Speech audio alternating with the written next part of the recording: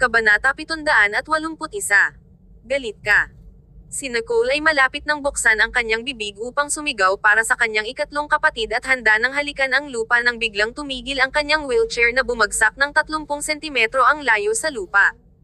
Tila may humawak sa wheelchair sa likuran niya.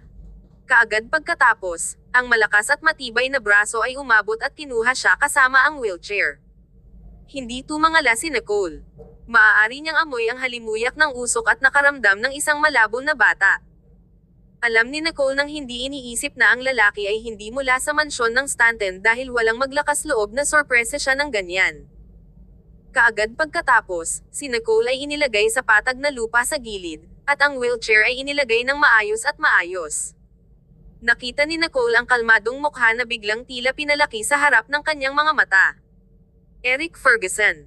Siya ba ay walang tiyaga mula sa paghihintay sa labas na hindi niya mapigilan ang pagbarging? Ang butler at bodyguard sa pintuan ay nakita siyang tumatakbo at hinabol na siya. Miss. Itinaas ni Nicole ang kanyang kamay. Naunawaan ng butler ang kanyang signal at pinangunahan ang iba na umatras. Ang mga mata ni Eric ay ganap na dugo. Ang kanyang kutis ay kakilakilabot, at ang malabong amoy ng usok sa kanya ay idinagdag sa kanyang kahinahunan. Baluktot niya ang kanyang tuhod, squatted sa harap niya, na may isang tuhod sa lupa. Nicole, may sasabihin ako sa iyo. Kapag siya ay nasa labas at naghintay hanggang ngayon, sigurado siya na hindi niya gagawin ang inisyatibo upang makita siya. Gayunpaman, tumanggi siyang umalis ng ganyan. Kung hindi niya ipinaliwanag ang bagay na ito sa kanya ng malinaw, ang mga bagay sa pagitan nila ay talagang tapos na. Sa gayon, pinatumba ni Eric ang mga bodyguard at mga tagapaglingkod na nakatayo at tumayo mula sa isang hindi kapanipaniwala na lugar. Si Eric ay isang sanay na sundalo at may mga kasanayan sa martial arts. Kung hindi man, nalaman niya kahit na hindi siya namatay mula sa paglukso mula sa mataas na pader na iyon. Sa kabutihang palad, dumating siya sa oras at naisave ang walang magawa, wheelchair-bound na si Nicole. Nakakakita ng nalilito at walang magawa na hitsura ni Nicole, nakaramdam ng puso si Eric. Si Nicole ay may malamig na hangarin sa kanyang mga mata, ngunit ngumiti pa rin siya sa isang hiwalay at magalang na paraan. Mr. Ferguson, hindi ka man lang dumaan sa harap ng pintuan ngayon. Ano ang marugdog na pag-uugali? Kinagat ni Eric ang kanyang mga labi at tiningnan siya ng isang komplikadong titig. Gusto ko lang kausapin ka, harapan. Oo naman, sige. Tumingin si Nicole sa kanya ng isang smirk. Nais niyang makita kung anong uri ng bagay na walang kaparirikan ang darating na bastos na ito. Ang mga salita ay nasa dulo ng kanyang dila, ngunit hindi alam ni Eric kung saan magsisimula. I'm sorry sa nangyari kahapon. Itinaas ni Nicole ang kilay niya. Ano ang dapat humingi ng paumanhin? Nagpanggap siyang hindi alam. Sumimangot si Eric. Hindi mo alam. Ano ang dapat kong malaman tungkol sa? Oh, nasira ang aking telepono at nakipag-ugnay ka ba sa akin? Kumurap si Nicole at ngumiti. Sa isang iglap, ang mga sulok ng mga labi ni Eric ay nadulas, akala ko na. Galit ka. Ang magagandang kristal na tulad ni Nicole ay lumubog ng bahagya. Galit. Ang mga netizens ay pinatamaan si Clayton, kaya bakit ako magagalit? Nais niyang gawin si Eric na masama at nahihiya sa kanyang sarili kapag siya ay pinaka nakaka-relax. Tumigas ang katawan ni Eric. Madilim at mabigat ang kanyang mga mata. Ang kanyang tono ay nagdala ng isang malabong pagkabigo. Alam mo na ang tungkol dito. Paano mo hindi malalaman? Kalmado lang siyang kumikilos upang bigyan siya ng ilusyon na hindi niya alam. Napangiti si Nicole at malamig na sumingit. Mr. Ferguson, nabigo ka ba na hindi mo nakamit ang nais mo? Medyo hindi inaasahan na itinuro mo ang gayong underhanded na paglipat. Hindi niya sinuportahan ang anumang aktwal na pagkawala mula sa hindi gaanong kahalagahan maliban sa pakiramdam na naiinis. Ang mukha ni Eric ay taut at glum. Ang kanyang gwapo at malamig na kilay ay narepressed sa mga komplikadong emotions. Hindi ko nais na kasangkot ka. Inaamin ko na ginawa ko ito sa umaga, ngunit ang isa sa gabi ay hindi ako. Ang kanyang madilim na mata ay mabulok. Mukha siyang nagkasalungatan sa naisip niya, maniniwala ba siya sa akin? Hindi ko ipahiwatig sa iyo ang mga ganitong bagay. Nais kong bigyan ng babala si Clayton Sloan. Kabanata 782. Talk about business and feelings. Si Nicole ay nagpakawala ng mahinang tawa habang nakatingin kay Eric. Nangyari na, so what's use of talking about it? Do you think that you can get what you want by using some unwarranted charge to warn an innocent person? Unwarranted. Do you think that Clayton Sloan is really innocent? It's not secret abroad na may bawal siyang relasyon sa babae ng kapatid niya. Nay na si Eric sa inaste ni Nicole na parang walang kwenta dahil naniniwala siya kay Clayton. Hindi niya napigilan ang sarili at gusto lang niyang makita ang maskara ni Clayton. Gayunpaman, si Nicole ay ganap na kalmado at walang malasakit. Alam na ito ni Nicole noon pa man, at mas marami pa siyang alam kaysa kay Eric. Babae ang kapatid niya. Hindi ba iyon ang biolohikal na ina ni Lil Michael? Hindi inaasahan ni Nicole na ang katotohanan ito ay would sound so harsh to others. Gayunpaman, nadama niya na karapat-dapat si Clayton ng higit na paggalang dahil maaari niyang talikuran ang kanyang reputasyon para lamang bigyan si Lil Michael ng isang lehitimong pagkakakilanlan. Ngumiti si Nicole at bahagyang tumangala para sumulyap kay Eric. Mr. Ferguson, ito ay pinakamahusay na huwag tumalon sa conclusion kung hindi mo kilala ang isang tao. Pagkatapos nito, nagdagdag siya ng isa pang suntok. Before this, di ba nakipagrelasyon ka rin sa bawal na babae ng kapatid mo? Si Wendy Quaid ang kasintahan ni Hendrik, at napakarami ng nagawa ni Eric para sa kanya noon. Ano ang karapatan ni Eric na akusahan ang iba ngayon? Bakit hindi niya sinasalamin ang sarili niya? Agad na nanigas ang mukha ni Eric na parang sinampal. Nakaramdam siya ng hiya at panlulumo. Sa isang iglap ay bumagsak ang kanyang kalooban. Madilim at malalim ang mga mata nito habang nakatingin sa kanya. Yumuko siya at kinulong siya sa kanyang personal na espasyo. Wala kang tiwala sa akin, at mas pinagkakatiwalaan mo si Clayton, hindi ba? Malalim at malamig ang boses ni Eric. Sinalubong ni Nicole ang kanyang tingin ng mahinahon at nagsalita, salita sa salita. Naniniwala ako sa katotohanan. Malungkot ang malamig at gwapong mukha ni Eric habang pilit na pinipigilan ang alon ng galit. Ang pinaniniwalaan niya ay hindi totoo. Hindi lang siya naniniwala kay Eric. Napakabigat ng paghinga ni Eric. Tinitigan niya ng mabuti si Nicole habang namumula ang mga mata. Walang labasan ang matinding galit sa kanya. Nais ni Eric na sampin, manakit, at pumatay pa ng isang tao, ngunit sa pagtingin sa babaeng nasa harapan niya, hindi niya namamalayan na pinigilan ang kanyang emosyon. Girl at malalim ang boses niya habang sinasabi, Nicole, hindi mo ito magagawa sa akin. You have to be fair. I've saved you and I can even give my life to you. You can't fall in love sa ibang tao kaya mabilis. And even doubt, hurt, and alienate me. Patuloy ni Eric sa kanyang isipan. Pinagmasdan ni Nicole si Eric na nawalan ng pag-asa at medyo kumalma. Kung hindi siya nito niligtas, hindi niya ito kakausapin ng mapayapa. Bahagyang ibinaba ni Nicole ang kanyang mga mata. Malinaw at malamig ang ekspresyon niya. Mr. Ferguson, business ang kausap ko, pero feelings ang kausap mo sa akin.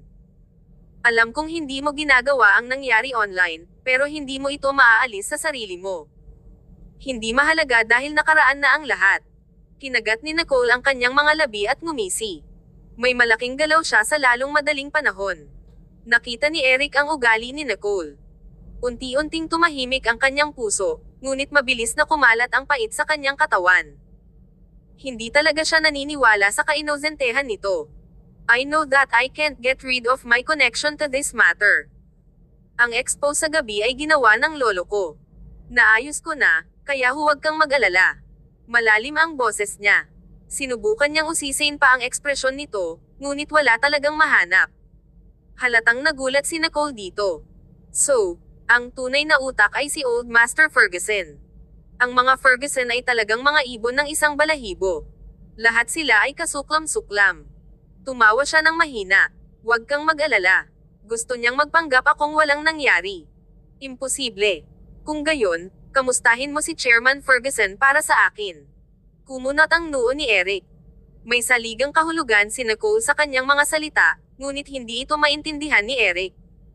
Naramdaman na lang niya na medyo hindi maganda ang reaksyon nito. Sabi ni Eric, kung ganoon. Ikaw ba? Galit pa rin. Kabanata 783. Beautiful Bachelorette. Bago pa matapos ni Eric ang kanyang sasabihin, narinig niya ang boses ni Kai na unti-unting lumalapit. Eric Ferguson, sino ang nagpapasok sa iyo? Walang pakialam si Kai kay Eric at tahasang ipinakita ang hindi pagkagusto sa lalaki. Medyo nakikiramay siya kay Eric noon, pero hindi niya akalain na magiging ganito kagalit ang kaawa-awang lalaki. Sino bang nagpahintulot na mapalapit ka sa kapatid ko? Nakita ni Kai kung paano tumabi si Eric kay Nicole na parang sasamantalahin siya. Hindi kailanman. Kumunat ang noo ni Eric at umayos. Sa sandaling iyon, pinindot ni Nicole ang button ng kanyang wheelchair at umatras. Ganap na paghiwalayin ang sarili mula sa kanya sa isang ligtas na distansya. Agad namang tumakbo si Kai at tinignan ng masama si Eric. Mr. Ferguson, ikaw na ngayon ang pinaka hindi katanggap-tanggap na tao sa aming pamilya. Mangyaring umalis ka agad. Sa status ni Eric, walang nangahas na magsalita sa kanya ng ganoon. Gayunpaman, ang taong ito ay si Kai, ang ikatlong kapatid ni Nicole. Kaya naman, tinitiis lang ito ni Eric sa matigas na mukha. Napaawang ang labi ni Eric. Namumula ang mukha niya habang nakatingin kay Nicole. Malamig na ngumiti sa kanya si Nicole. Mr. Ferguson. May gustong sabihin si Eric, pero sa huli, tumanggo siya. Bibisitahin ulit kita sa susunod. Pagkatapos noon, tumingin si Eric kay Kai bago ito tumalikod para umalis. Ang kanyang paalis na likod ay mukhang malungkot. Tinapik ni Nicole si Kai at pinaalalahanan. Tara na. Dali-dali siyang tinulak ni Kai at naglakad palayo. Nung nasa pebble path na sila, binuhat ni Kai si Nicole. Saglit na nag-isip si Nicole. I clear ang pebble path. It's not convenient at all. Nagtaas ng kilay si Kai. Pinag-isa-isang kunin ni tatay ang mga maliliit na bato mula sa lawa. Kung magbibigay ka ng salita, kukuha ako ng isang tao upang linisin ito. Tumigil sandali si Nicole. Then forget it. Akala ko ito ay iyong ideya ng aesthetics. Ngumisi si Kai. Talagang hindi siya magalang. Well, nadulas talaga si Eric Ferguson this time and nagdala ng gulo para sa sarili niya. Siguradong sinipa siya sa ulo. Umupo ulit si Nicole sa kanyang wheelchair, pinindot ang button, at dahan-daang ang sumulong. Mapurol ang kanyang tono, si Old Master Ferguson iyon. Hindi ganoon katanga si Eric Ferguson para gawin iyon. Ipinakita ni Kai ang kanyang paghamak. I think he's just so in love that he can't even think straight. Kung hindi sana siya pinagsamantalahan. This time, I decided to stand with Clayton. Nagtaas ng kilay si Nicole. Sigurado ka bang kaya mong tumayo sa tamang team? Ano, gusto mo pa ba si Eric? Tiningnan siya ni Kai ng masama. Napaawang ang labi ni Nicole. Gusto kong maging isang magandang bachelorette, kaya huwag pumanig sa maling koponan. Ngumuso si Kai at mag-isa na pumunta sa kwarto niya. Wala pang isang araw. Humingi pa lang ng paumanhin ang mga netizens sa pakikiramay sa rumor monger, pero hindi pa rin sila nakontento sa mabilis na pag-withdraw ng trending topic. Sa hindi inaasahan, ang bagay na kanina pa ay biglang nagsimulang tumulo muli. Isang sikat na influencer, Dr. Know-It-All, ipinaliwanag ang buong sitwasyon at ikinonekta ang mga tuldok. Binayaran siya ng young lady ng pamilyang Ferguson na si Ingrid Ferguson para kumuha ng mga keyboard warrior at magpakalat ng mga chismis tungkol kay Nicole, na gumagawa ng mga kasinungalingan na kasing harsh hanggat maaari. Ini-attach din ni Dr. Know-It-All ang kanyang mga chat record at money transfer records kay Ingrid Ferguson. Ang bagay na ito ay agad na umakyat sa unang ranggo sa mga trending na paksa. Binigyan ni Ingrid si Dr. Know-All ng $2 milyon na malaking halaga para sa kanya. Nais niyang itulak nito ang paksa ng talakayan sa direksyon na si Nicole ay isang mistress. Nag-alinlangan si Dr. Know-It-All at nagtanong kung ayos lang.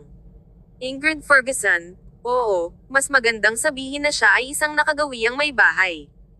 Mas maganda pang sabihin na anak ni Clayton Sloan ang kanya. Si Dr. Know-All, dapat bang napakalupit? Ingrid Ferguson, ayaw mo ba ng pera? Kailangan kong iparamdam kay Nicole na nag-aalsa. Lahat ng sinabi ni Ingrid ay ipinagmamalaki ang kataasan ng mayayaman. Kabanata 784. Fall from Grace.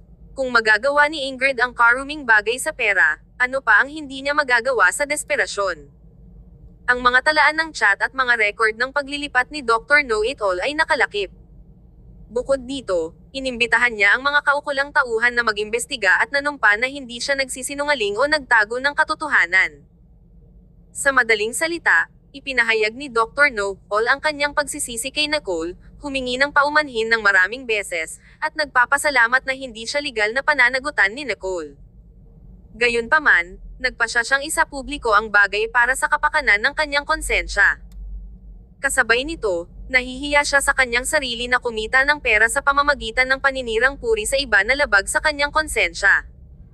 Inihayag din ni Dr. Know-It-All na kakanselahin niya ang kanyang ibang account number at hinding-hindi na ito i-activate muli. Ang pangunahing punto ay tinapos niya ang kanyang post sa pamamagitan ng pagpapayo kay Miss Ferguson na gumawa ng higit pang mabubuting gawa at mag-ingat sa pagbabalik ng karma sa kanya. Sino pa kaya itong Miss Ferguson? Mayroon lamang isang Miss Ferguson mula sa pamilya Ferguson. Sa simula, minsan naging viral si Ingrid dahil sa pagnanakaw ng kwintas na Daydream para sumugal. Siya ay kasumpa-sumpa sa lupon ng mga maginoo. Ngayon, nahukay na naman ang madilim na nakaraan ni Ingrid. Nang ikasal si Nicole kay Eric, paulit-ulit na minamaliit ni Ingrid ang kanyang hipag at paulit-ulit na pinahihirapan siya. Ang kanyang ugali ay isang tipikal na trashy rich. Sobrang nakakainis. Sa sandaling iyon, ang mas kinaiinisan ng mga netizens ay umaasa si Ingrid sa kapangyarihan ng kanyang pamilya na walang takot na suruan ang inosente. Walang awa si Ingrid kina Clayton at Nicole. Sa mga komento sa ibaba, walang nagsalita para kay Ingrid. O, sa tingin ba ni Ingrid ay may magagawa siya sa pera?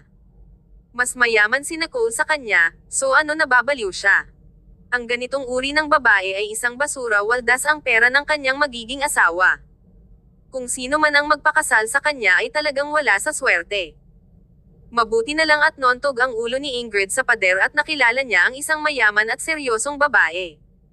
Ito ay isang panlipunang kamatayan para sa isang ordinaryong tao. Si Ingrid pala. Gustong habulin ng kapatid niya ang dating asawa, pero sinira niya ito para sa kanya. Ang pamilyang Ferguson ay yungib ng leon. Ang online na pampublikong opinyon ay sa isang siklab ng galit. Si Ingrid ay hindi isang celebrity, ngunit ang kanyang pagkakakilanlan bilang young lady ng pamilyang Ferguson ay sapat na upang gawing pula ang mga mata ng mga tao sa inggit. Gayunpaman, nakakadismaya lang si Ingrid. Kinuha ni Kai ang phone niya sa glass house at nakita niya si Nicole na nag-aayos ng bulaklak. Ito ang counterattack mo. Hindi na kinailangan pang tingnan ni Nicole para malaman na nagkakagulo ang internet. Kinulat niya ang sulok ng labi niya. Kumusta ang epekto? Tumingin sa kanya si Kai nang may paghanga. Ang paghila ng carpet mula sa ilalim ni Ingrid Ferguson ay napakagandang hakbang. Nilinggan siya ni Nicole na may pag-asa sa kanyang mga mata. Sabihin mo sa akin ang higit pa tungkol dito. Trigger lang si Ingrid. Ang tunay niyang layunin ay isangkat ang pamilya Ferguson na sumusuporta kay Ingrid. Kung wala ang pamilya Ferguson, paano maglalakas loob si Ingrid na maging napakayabang? Ang mga taong kasing edad niya ay nagsusumikap para kumita, ngunit walang ingat niyang ipinagmamalaki ang kanyang pera sa cyberbully ng iba nang walang anumang pagsasaalang-alang sa batas. Nakita ni Kai na sabik na malaman ni Nicole ang resulta, kaya hindi niya ito itinago sa kanya. Total, natuwa rin siya nang makita ito. Si Nicole lang ang makakaisip ng ganitong solusyon. Ginamit lang ni Nicole ang paraan ni Ingrid para balikan siya. Ito ay tunay na nakapagpapasigla. Nakipag-ugnayan na kami sa media. Ang kanilang senior executive in charge at ang vice president ay parehong kinaladkad ni Grant para uminom, at pareho silang walang malay ngayon. Kahit gaano kabilis ang pagkilos ni Eric, hindi niya magagawang hanapin ang mga ito, kaya ang pag-withdraw ng trending na paksa ay karaniwang imposibleng bumagsak ang mga stock ng Ferguson Corporation, nalulugi sila ng $9 billion sa isang minuto. Masyadong mahalaga ang corporate image. Napangiti si Nicole at sa wakas ay nakahinga ng maluwag. Hindi ba't malaking bully ang mga Ferguson? Dahil naglakas loob silang puntiryahin ako, puputulan ko ang kapital nila. Hindi mahalaga kung ito ay Eric Ferguson, Old Master Ferguson, o kahit na ang hamak na si Ingrid Ferguson, si Nicole ay hindi pabayaan ang mga ito sa hook ng ganoon kadali. Kabanata 785. Giant Baby. Ferguson Villa. Hindi pinangarap ni Ingrid Ferguson na si Dr. Know-It-All, na kumuha sa kanya ng pera, ay maglakas loob na ipagkanulo siya. Nangangahulugan ba iyon na lahat ng magagandang imaheng ginawa ni Ingrid sa harap ni Eric ay nasira? Tiningnan ni Ingrid ang balita online at natakot siya hanggang sa mamatay. Agad siyang nakipag-ugnayan kay Dr. Know-It-All, ngunit pagkaraan ng 2 ring, naka-off ang kanyang telepono. Nagpadala si Ingrid ng direktang mensahe sa kanya at inutusan siya. Magkano ang gusto mo? Tanggalin ang ipinadala mo. Hindi nagtagal, sumagot si Dr. Know-All, na ang tunay na pangalan ay Shai. Ayoko ng dirty money mo. Hinding-hindi ako magtatrabaho laban sa aking konsensya. Sa sobrang galit ni Ingrid ay pinatay niya ang kanyang telepono. Anong konsensya meron siya? Malinaw na nakatanggap siya ng mas maraming pera mula sa iba. Bumaba ang butler at kumatok sa pinto. Nanginginig ang puso ni Ingrid, ngunit kalmado pa rin siyang naglakad. Ang kasambahay ay may masalimuot na tingin habang siya ay bumantong hininga. Miss, tumawag si Mr. Ferguson at hiniling na huwag kang lalabas. Malapit na siyang dumating. Nanghina ang mga paa ni Ingrid kaya muntik na siyang mahulog sa sahig. Ang kanyang mukha ay kasing puti ng isang papel. Tapos na. Hindi ako papayagan na makatakas kay Eric. Nagmura si Ingrid sa ilalim ng kanyang hininga, pagkatapos ay tumakbo sa pag-aaral sa takot upang mahanap si Old Master Ferguson at humingi ng awa. Lolo. Bagamat ang buong bagay ay ipinatupad ayon sa ideya ni Ingrid, sinang-ayunan ito ni Old Master Ferguson. Personal na pinuntahan ni Ingrid ang influencer, binili ang mga keyboard warrior, at ginawa ang mga chismis na iyon. Pagkatapos ay binati ni Old Master Ferguson ang platform ng media at itinulak ito sa mga nangungunang trending na paksa. Si Ingrid ay may labis na gulat at takot sa kanyang puso na parang isang kutsilyo na nakasabit sa kanyang ulo, na mahuhulog sa anumang tanda at maputol siya sa kalahati. Umiyak siya sa study room, na sinasabi sa kanyang lolo kung gaano kahirap magtrabaho bilang isang retail sales staff. Kinailangan ni Ingrid na maglakad sa mga balat ng itlog at tinatrato siya ng may paghamak. Medyo naantig din si Old Master Ferguson sa narinig. Gayunpaman, dumating ang mga tao ni Eric upang ihatid ang kontrata ni Old Master Ferguson 2 beses sa isang araw. Nanindigan si Eric na magbitiw si Old Master Ferguson at umalis sa board. Si Old Master Ferguson mismo ay natigilan, kaya paano siya makikipagkompromiso at makiusap para kay Ingrid sa harap ni Eric? Sa pag-iisip nito, nag-atubili sandali si Old Master Ferguson at nakipag-ugnayan sa pamilya Stanton. Kung lalabas si Nicole para magsalita para kay Ingrid, makakawala na si Landry. Dinial ni Old Master Ferguson ang numero ni Floyd pagkatapos ng ilang pag-iisip. Kinuha ni Floyd matapos mag-ring ang telepono ng ilang beses. Chairman Ferguson. Floyd, matagal na. Kamakailan lang, napakagulo ng internet. Natatakot ako na baka may hindi pagkakaunawaan. Punta ka sa bahay namin para maghapunan ngayong gabi, para maipaliwanag natin ng personal ang sitwasyon. Hindi makaalis si Old Master Ferguson sa Ferguson Villa. Kung gagawin niya, siguradong babantayan siya ng mga tao ni Eric. Kaya, inimbitahan lang niya sina Floyd at Nicole sa Ferguson Villa. Tumawa si Floyd na halatang namangha sa makapal na balat ni Old Master Ferguson. May nagawang mali ang mga Ferguson, pero gusto nilang personal na pumunta si Floyd sa kanilang pintuan para makinig sa kanilang paliwanag. Naisip ni Floyd na nagiging malungkot ang mundong ito. Paumanhin, hindi namin magawa. Ang aking anak na babae ay naaksidente sa sasakyan at kailangan niyang magpagaling sa bahay. Hindi siya makalakad, kaya kalimutan mo na ito. Sabi ni Old Master Ferguson, wala iyan. Magpapadala ako ng kotse para sunduin siya at siguraduhing hindi ito magiging malubak na biyahe. Inilibot ni Floyd ang kanyang mga mata. Sinabi lang ito ni Old Master Ferguson dahil hindi niya anak si Nicole at hindi siya nakaramdam ng pagkasira ng puso para sa kanya. Nasugatan na si Nicole, ngunit gusto pa rin ni Old Master Ferguson na puntahan siya nito. Gaano kawalang awa ang matandang iyon. Pinigil ni Floyd ang galit sa kanyang puso. Mas naging malamig ang tono niya. Just say what you want on the phone. Nicole doesn't want to go over. Our family has been criticized by the public recently, so we dare not go out. Ang pagpuna na ito ay gawa ni Old Master Ferguson. Narinig din ni Old Master Ferguson ang pagkainip ni Floyd at natawa. Bro, hindi naman marunong ang mga bata, so as adults, we must be mediators. Naglalaro lang ang mga bata. Hindi naman masyadong seryoso, so it'll be fine after a good talk. Ngumisi si Floyd at sinabing, 25 na ang apo mo this year, right? Bata pa ba siya? She must be a giant baby, huh? Kabanata 786. Pinilit na tanggapin ang isang paghingi ng tawad. Giant baby. Si salitain Floyd ay sinasadya, ngunit medyo maawin siya. Kung hindi para sa pagkakakilanlan ni Old Master Ferguson, susumpa siya ni Floyd sa kanyang libingan. Ang Old Master Ferguson ay nakaramdam ng awkward sa loob ng ilang segundo, pagkatapos ay magalang na ngumiti. Hindi alam ni Ingrid kung paano kumilos. Tiyak na tuturuan ko ang kanyang kaugalian, ngunit mayroong isang bagay na nais mong hilingin sa iyo ng isang pabor, bro. Hindi ako maglakas loob na kumuha ng pabor na ito. Ang Old Master Ferguson ay tila hindi pinapansin ang pagtanggi ni Floyd at lantaran na nagsalita. Kunin si Nicole upang linawin ang online na lahat na ito ay kasangkot. Si Floyd ay walang pasensya na nag-ambala sa kanyang mga salita. Chairman Ferguson, hindi pinatawad ni Nicole ang iyong apo sa paggawa ng mga hindi etikal na bagay. Hindi mapipilitang tanggapin ni Nicole ang isang paghingi ng tawad. Kung si Ingrid ang mga mandirigma ng keyboard upang lumikha ng mga alingawngaw at masisira ang isang tao na parang isang parusang kulungan sa akin. Kapag narinig ng Old Master Ferguson ang mga salita ni Floyd, naging berde ang kanyang mukha. Nais pa ring magsalita si Old Master Ferguson, ngunit ibinaba na ni Floyd ang telepono. Si Old Master Ferguson ay huminga para sa paghinga at nakaramdam ng pagkabalisa. Ang pamilyang Stanton ay hindi pinakawalan ang isyong ito.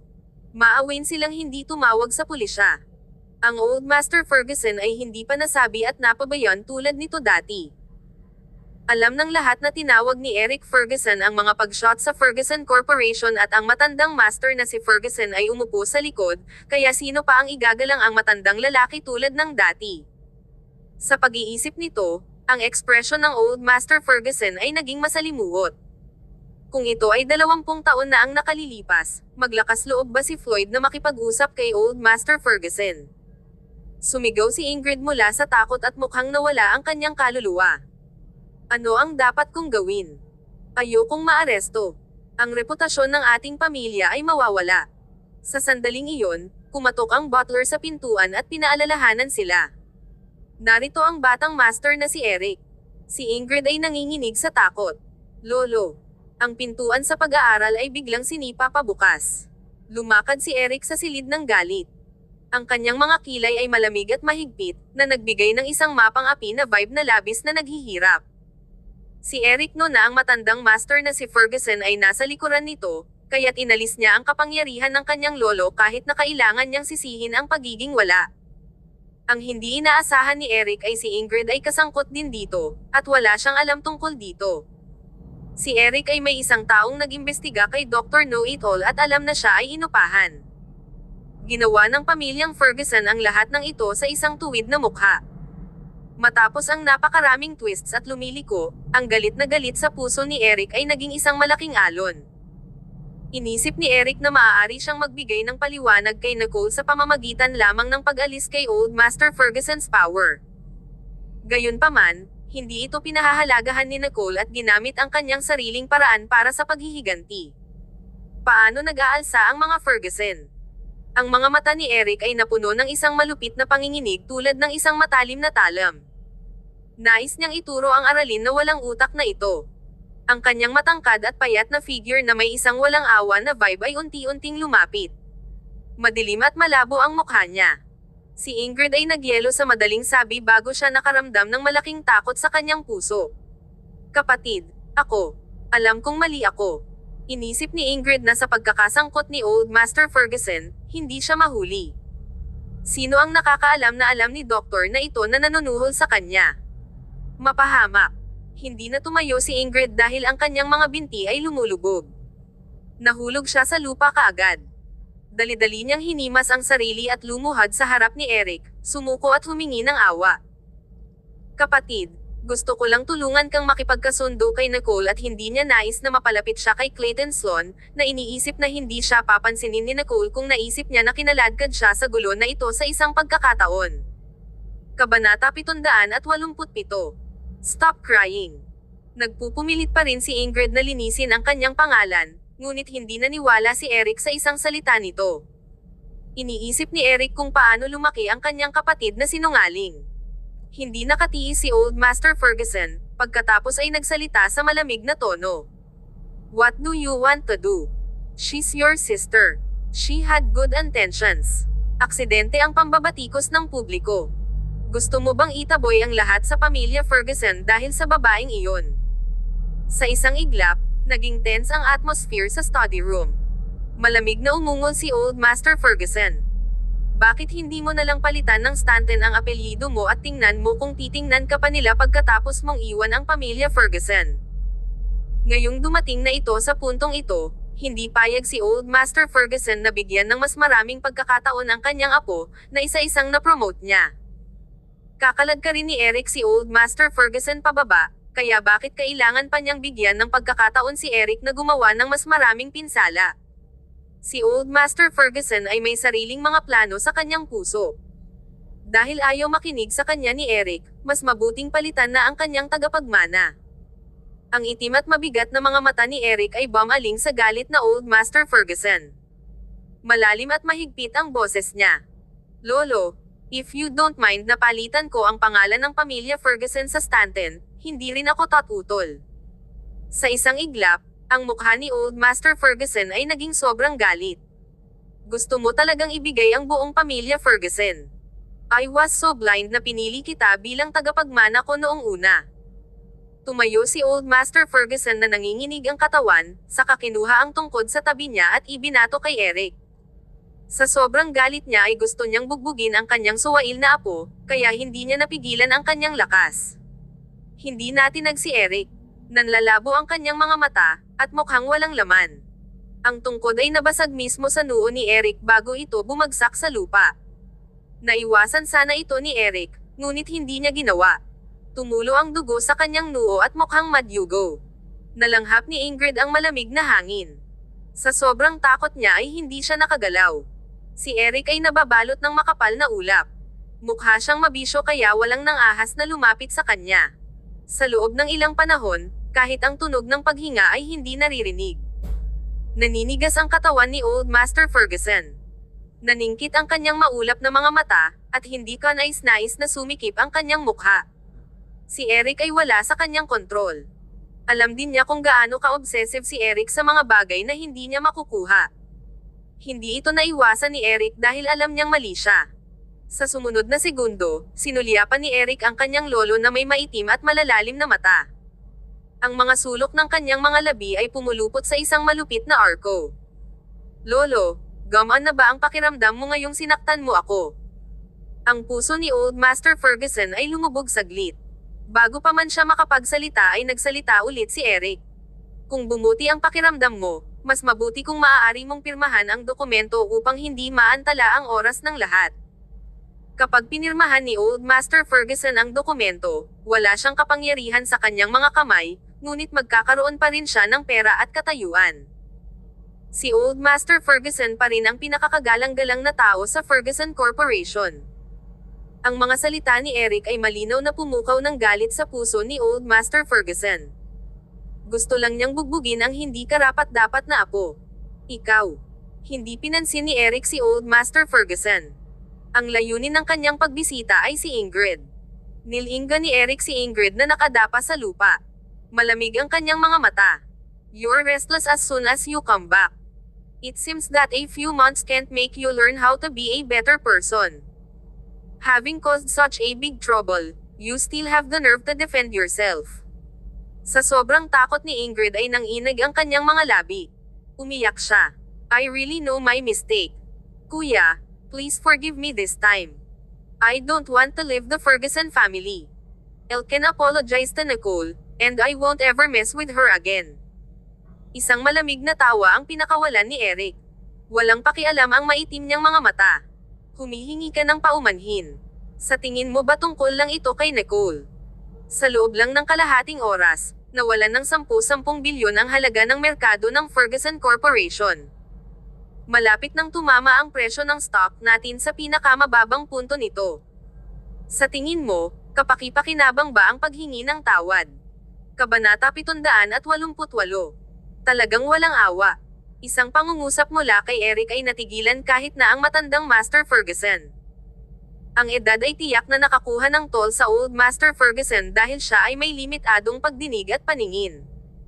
Naisip niya na ang bagay na ito ay makakaapekto lamang sa imahe ng Ferguson Corporation. Naisip niya na ang pinakapangit na senaryo ay ang Ingrid ay mabibiro sa loob ng ilang araw at magiging maayos ito pagkatapos ng ilang sandali. Sa hindi inaasahan, ang market value ng Ferguson Corporation ay bumaba ng 10 bilyon. Sa isang iglap, nais ni Old Master Ferguson na pakiusap ang kaso ni Ingrid, ngunit hindi niya maihatid ang kanyang sarili upang sabihin ito. Kapag ang Old Master Ferguson ay nasa kontrol ng Ferguson Corporation, ang kumpanya ay pinuno pa rin sa industriya, ngunit mabangis ang kompetisyon. Ang paninindigan ng Ferguson Corporation ay mas mababa kaysa sa ngayon sa ilalim ng pamamahala ni Eric. Ipinanganak si Eric upang maging isang wizard sa negosyo. Siya ay maimpluwensyang at pinagsama-samang kapangyarihan ng Ferguson Corporation, na nagtulak sa Ferguson Corporation sa mas mataas na taas. Tumulong siya na pagsamahin at palakasin ang posisyon ng Ferguson Corporation sa tuktok. Sa loob lamang ng ilang taon, ang Ferguson Corporation ay may isang maalamat na katayuan. Sa oras na ito, napakalaki ng mga pagkalugi. Hindi lamang ito nakakaapekto sa kanilang mga stock, ngunit maaaring makaapekto ito sa buong kumpanya. Ang mukha ni Ingrid ay glum. Ito ay isang malaking problema. Bumalik lamang siya sa pamilyang Ferguson sa isang maikling panahon at umulit-ulit. Ang mga mata ni Eric ay mahigpit habang kinuha niya ang telepono at tumawag para sa ilang mga bodyguard. Kung walang pahintulot ng mga Ferguson, walang maglakas loob na umakyat sa ikalawang palapag. Ingrid Ferguson, mula ngayon, sinipa ka sa pamilyang Ferguson.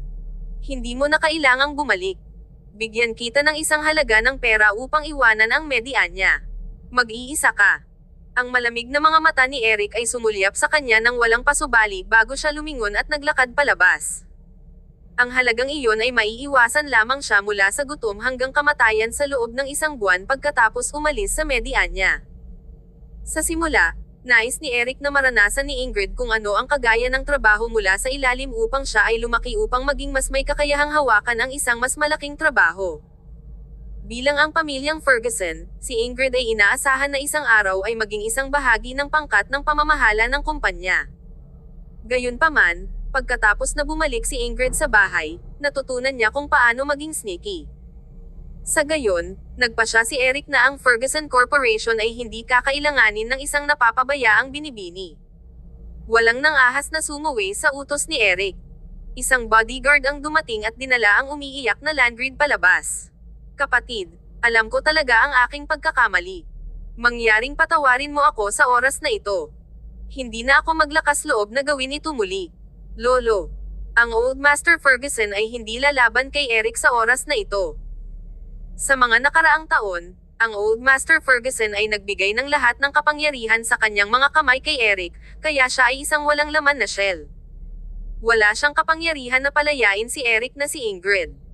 Naisip ng Old Master Ferguson, iniisip ni Eric na mayroon siyang pangwakas na sabihin sa pagsipa sa mga inapo ng Ferguson family. Hindi ba ako ang pinuno ng pamilya? Ano ang kinukuha niya sa akin? Naramdaman niya na hindi na niya hayaang manatili si Eric. Ang pag-iyak ni Ingrid ay labis na nakalulungkot na kahit na ang anit ng butler ay nakakagulat nang marinig niya ito. Di nagtagal, si Ingrid ay pinasakay sa kotse at ipinadala sa paliparan ng magdamag. Alam ni Ingrid na wala na siyang pag-asa, at alam niyang sumuko si Eric sa kanya. Matapos umalis sa pamilyang Ferguson, ano pa ang magagawa niya? Si Ingrid ay ang nakahihiyang mataas na roller at binibini ng pamilyang Ferguson na naglustay sa eksklusibong maluho na kalakal. Sa isang gabi lamang, siya ay berated online at kahit na itinapon sa kanyang tahanan. Hindi na siya makarating mula sa pamilyang Ferguson sa hinaharap, kaya ano ang pagkakaiba sa pagitan niya at ng isang aso na nawala ang pamilya nito? Tumayo si Eric sa pasukan ng Ferguson Villa. Ang kanyang buong mukha ay nalubog sa anino, kaya imposibleng makilala ang kanyang damdamin. Ang butler ay tumayo sa gilid na may trepidation. Ang mga pamamaraan ni Eric ay kilalang kilala na walang awa nang walang pagsasaalang-alang sa damdamin. Dapat gawin ang lahat ayon sa kanyang pataran. Ginoong Ferguson, kailangan ba nating ipagbigay alam sa natitirang pamilyang Ferguson tungkol kay Miss Ferguson? Kung ang iba ay kaalaman, tiyak na may mga pagtutol. Sa pamimilit ng Old Master Ferguson, mas maraming mga tao ang tatutol dito. Binigyan ni Eric ang butler ng isang sulyap at walang sinabi. Tumalikod na lang siya sa katahimikan at umalis. Ang isang sulyap na iyon ay gumawa ng nakakatakot sa butler.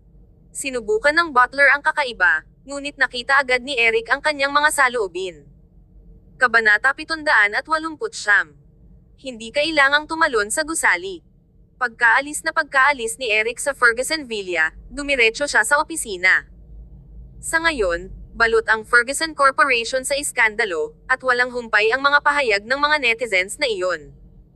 Muli, hinukay nila ang lahat ng mga bagay na ginawa ng mga Ferguson kay Nicole at sinuri ang mga ito. Pinatunog ng mga netizens ang ginawa ni Ingrid na kumakatawan sa saloobin ng buong Ferguson Corporation patungkol sa mga interes.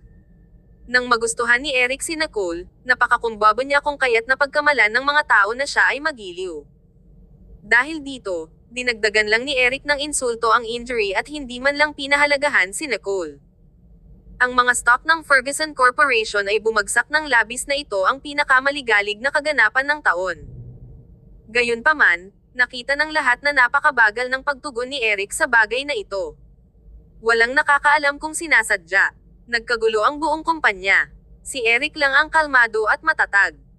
Ang tugon ng Ferguson Corporation ay dumating lamang kapag ang presyo ng stock ay malapit nang bumagsak sa pinakamababang halaga. Hindi nila inilihis ang atensyon ng netizens para hindi pansinin ng netizens ang eskandalo. Sa halip, nag-isip ng ibang paraan ang Departamento ng Relasyon sa Publiko ng Ferguson Corporation. Humingi ng paumanhin ang Ferguson Corporation kay Nicole at sa publiko sa ngalan ni Ingrid Ferguson. Bagamat hindi alam ng Ferguson Corporation ang sitwasyon, hindi nila maiiwasan ang bagay na ito dahil sa pagkakakilanlan ni Ingrid. Pinagsama-sama ng Departamento ng Relasyon sa Publiko ang buong kwento sa magkakasunod na pagkakasunod-sunod nang hindi nawawala ang anumang mga detalye, pagkatapos ay naipost ito online. Tapat nilang inamin ang kasalanan ng pamilya Ferguson para sa kanilang maluwag na disiplina kay Ingrid, pagkatapos ay nangako na babayaran ang lahat ng pagkalugi na iminungkahi ng Stanton Corporation. Matapos may padala ang balitang ito, agad itong nagdulot ng malaking reaksyon. Sa pangkalahatan, kapag ang isang mataas na profile na kumpanya tulad ng Ferguson Corporation ay nagkamali, pananatilihin nila ang kanilang corporate image at matatag na itatanggi ang kanilang kasalanan o aalis sa alon at maghintay para sa mga bagay na unti-unting lumamig. Ang prangka na tugon ng Ferguson Corporation ay nag-iwan ng magandang impresyon sa lahat. Ganito dapat tanggapin ng malalaking kumpanya ang responsibilidad para sa kanilang mga aksyon. Sa simula, pinapuna ng lahat ang Ferguson Corporation. Gayunpaman, ang opisyal na executive ng social media ng Ferguson Corporation ay isang lalaki na mahilig kumilos ng cute. Karaniwang nakikipag-ugnayan siya sa mga netizens sa tono ng pagbibiro. Ipinaliwanag pa niya ang opisyal na pahayag na naglabas ng isang pangungusap ng paisa-isa, dahil natatakot siya na hindi ito maunawaan o ma-misinterpret ng mga tao. Ito ay isang taos-pusong paghingi ng tawad na nagpapalambot sa puso ng mga tao. Sa wakas ay nakipag-ugnayan ang Ferguson Corporation sa pinuno ng media platform na nawawala, pagkatapos ay pinigilan ang hype at trapiko. Itinulak nila ang paksa ng talakayan sa mas positibong direksyon. Unti-unting hamupa ang galit ng lahat. Sa ikalawang kalahati ng gabi, ang Ferguson Corporation ay biglang gumawa ng isang wave ng advertising para sa mga bagong produkto ng Stanton Corporation na malapit ng ilunsad. Kapansin-pansin ang mapagpakumbabang kilos ng social media executive na humihingi ng tawad. Ang kompetisyon at paggalang sa pagitan ng mga kumpanya ay makikita sa pamamagitan ng seryeng ito ng mga operasyon. Kasabay nito, ang stock ng Ferguson Corporation ay huminto sa pababang trend nito at unti-unting tumataas. Ang hakbang-hakbang na diskarte ng Ferguson Corporation ay gumagana ng maayos. Nang sumunod na araw, nagulat ang lahat nang makitang sinakop ng Ferguson Corporation ang nangungunang 3 posisyon ng mga trending na paksa. Ang pag-advertise ng Ferguson Corporation para sa Stanton Corporation at mapagpakumbabang humihingi ng tawad ay mukhang sinusubukan ni Eric Ferguson na magmakaawa kay Nicole, tama ba? Ang cute ng dalawang malalaking kumpanyang ito. Lahat ng layaw na mayamang babae na si Ingrid Ferguson ang may kasalanan. She's so incompetent and jealous that Nicole is doing better than her.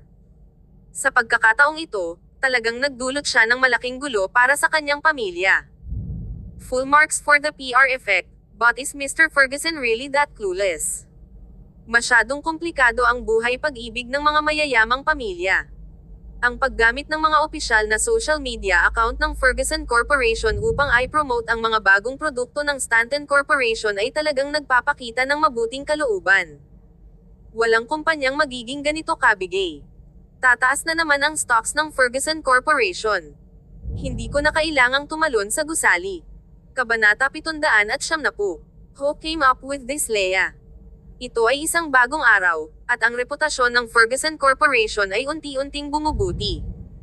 Ang bawat isa ay nagkaroon muli ng magandang impresyon sa Ferguson Corporation. May isang taong nakapansin na nagustuhan ni Eric ang isang magandang larawan ng kanyang sarili. Iyon ay larawan lamang na pinost ng isang fan na sumuporta sa pagiging mag-asawa nina Eric at Nicole. Ang larawan ay screenshot ni Eric na ini-interview sa conference room. Si Eric ay nakasuot ng mausok na kulay abungsot, na nagpapakita ng isang cool at hiwalay na kamahalan at anghang. Naupo siya roon nang magkadikit ang mga kamay. Sa kanyang well-defined left ring finger ay isang singsing na single. Sa isang iglap, nagkaroon ng kaguluhan.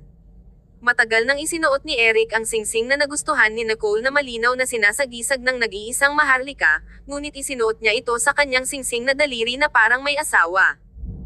Iyon ay dahil ang singsing na daliri ay pinakamalapit sa kanyang puso at pinagmumulan ng buhay. Sa oras na iyon, walang nangyari. Hindi nagpapanggap si Eric. Gusto ni Eric na ipaalam sa lahat sa bawat maliit na pagkakataon kung gaano niya kamahal at minahal si Nicole. Kaagad pagkatapos, pinanood ng lahat habang ginagamit ni Eric ang kanyang account upang ipasa ang nilalamang inilabas ng opisyal na account upang makatulong na i-promote ang ad ng Stanton Corporation. Sa personal na pakikisangkot ni Eric, ang epekto ng publisidad ng ad na ito ay hindi pangkaraniwang. Ang bilang ng mga pag-click sa 1 minuto ay sinira ang record. Ang Ferguson Corporation ay unang nag-iwan ng magandang impresyon sa publiko, pagkatapos ay pinataas ang trapiko sa web. Ang alon ng mga taktika sa relasyon sa publiko ay maaaring makita bilang pagpaparusa sa sarili, ngunit nagkaroon ito ng win-win effect. Marami sa mga produkto ng Ferguson Corporation ay nakalista din, ngunit hindi sila nagbanggit ng isang salita tungkol sa kanilang sariling mga produkto. Hindi nasira ang imahe ng Ferguson Corporation. Maging ang mga sumpa ng lahat ay unti-unting nababawasan. Ang Ingrid at Ferguson Corporation ay ganap na nahiwalay sa isa't isa. Ang mga stock ng Ferguson Corporation sa hapon ng ikalawang araw ay nagpatuloy sa kanilang orihinal na trend ng paglago at tumaas kasama ng mga stock ng Stanton Corporation. Ang buong bagay ay nalutas sa isang nakakagulat na paraan. Ang ilang mga dalubhasa sa PR sa industriya ay naguguluhan din na ang Ferguson Corporation ay madaling makalusot sa krisis na ito. Ito ay simpleng hindi kapanipaniwala. Ferguson Corporation. Nakalubog si Eric sa kadiliman, kaya malabo ang kanyang emosyon. Naghiwa-hiwalay na ang ibang mga tauhan, naiwan lamang sina Mitchell at Toto. Sinabi ni Mitchell, Presidente, kontrolado ang opinyon ng publiko. Sa ngayon, pinag-uusapan ng lahat ang tungkol sa mga bagong produkto ng Stanton Corporation at ang magandang saloobin ng ating kumpanya para sa pananagutan para sa sitwasyon. Wala pang tugon mula sa Stanton Corporation hanggang ngayon. Kung ang Stanton Corporation o si Nicole ay maaaring tumugon, iyon ang magiging perpektong wakas. Malinaw at malamig ang tono ni Eric. Ang pananakit sa iba, tapos ang paghingi ng tawad at pag-asang magpatawad at makalimot ng iba ay talagang walang kahihiyan. Ayon sa init ng ulo ni Nicole, naawa na siya nang hindi sinampal sa mukha si Eric. Nanginginig si Toto sa gilid. Oo, tama ka, Mr. Ferguson. Nababaliw na si Toto dahil ang idea na ito ay ideya niya simula pa lang. Hindi niya pinangarap na magdudulot ito ng napakalaking kawalan. Ang 10-10 bilyong dolyar ay isang bagay na hindi kayang bayaran ni Toto kahit ipagbili niya ang kanyang buhay. Sumilip ang malamig na mga mata ni Eric. Walang pakialam ang tono niya. Lumabas ka. Pinunasan ni Toto ang kanyang pawis at agad na tumanggo. Yes, sir. Aalis ako ngayon. Si Nicole ang biktima ng lahat. Nagsimula siyang isuko ang kontrol sa opinyon ng publiko nang magsimulang dumura ang lahat sa Ingrid at Ferguson Corporation na nasa likod niya. Ipinaubaya niya ito sa pangkat ng relasyon sa publiko ng Ferguson Corporation para malaman ito. Alam ni Nicole na hindi ganoon kadaling matatalo ang Ferguson Corporation. Gusto lang niyang mawalan sila ng pera para makaramdam sila ng kaunting sakit at maalala ang kanilang leksyon. Kung gusto niyang alogin ang posisyon ng Ferguson Corporation, ang malabo na opinyon ng publiko ay wala. Kabanata 771. Tumawag sa kanyang mga magulang. Sa halip na magpumiglas ng ganito, mas mabuting umalis na lang, para hindi makakuha ng anumang dahilan ang Ferguson Corporation para gumanti at itaboy ang Stanton Corporation sa negosyo. Talagang hindi inaasahan ang pangkat ng relasyon sa publiko ng Ferguson Corporation. Sinimulan pa nilang i-promote ang mga ad ng Stanton Corporation. Ang mapagpakumbabang paninindigan na ito ang nanalo sa puso ng mga nanonood ng drama. Hehe.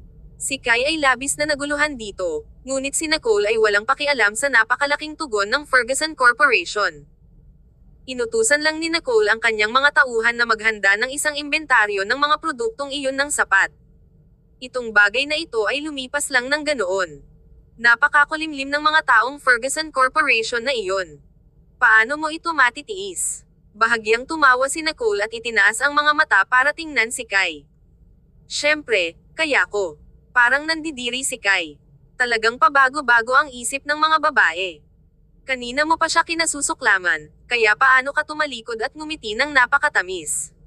Sana ay makita niya ang talunan na hitsura ni Eric. Mas mabuti pa kung si Eric ay maaaring humingi ng awa sa kanyang mga tuhod. Kung nangyari iyon, kinukunan ito ni Kai at ipopost sa social media. Sa ganoong paraan, makikita ng lahat kung paano nakuha ng Eric Ferguson na ito ang parusang nararapat sa kanya. Ibinaba ni Nicole ang kanyang mga labi at ibinaba ang kanyang maislan na mga mata. Kalmado at magaan ang tono niya.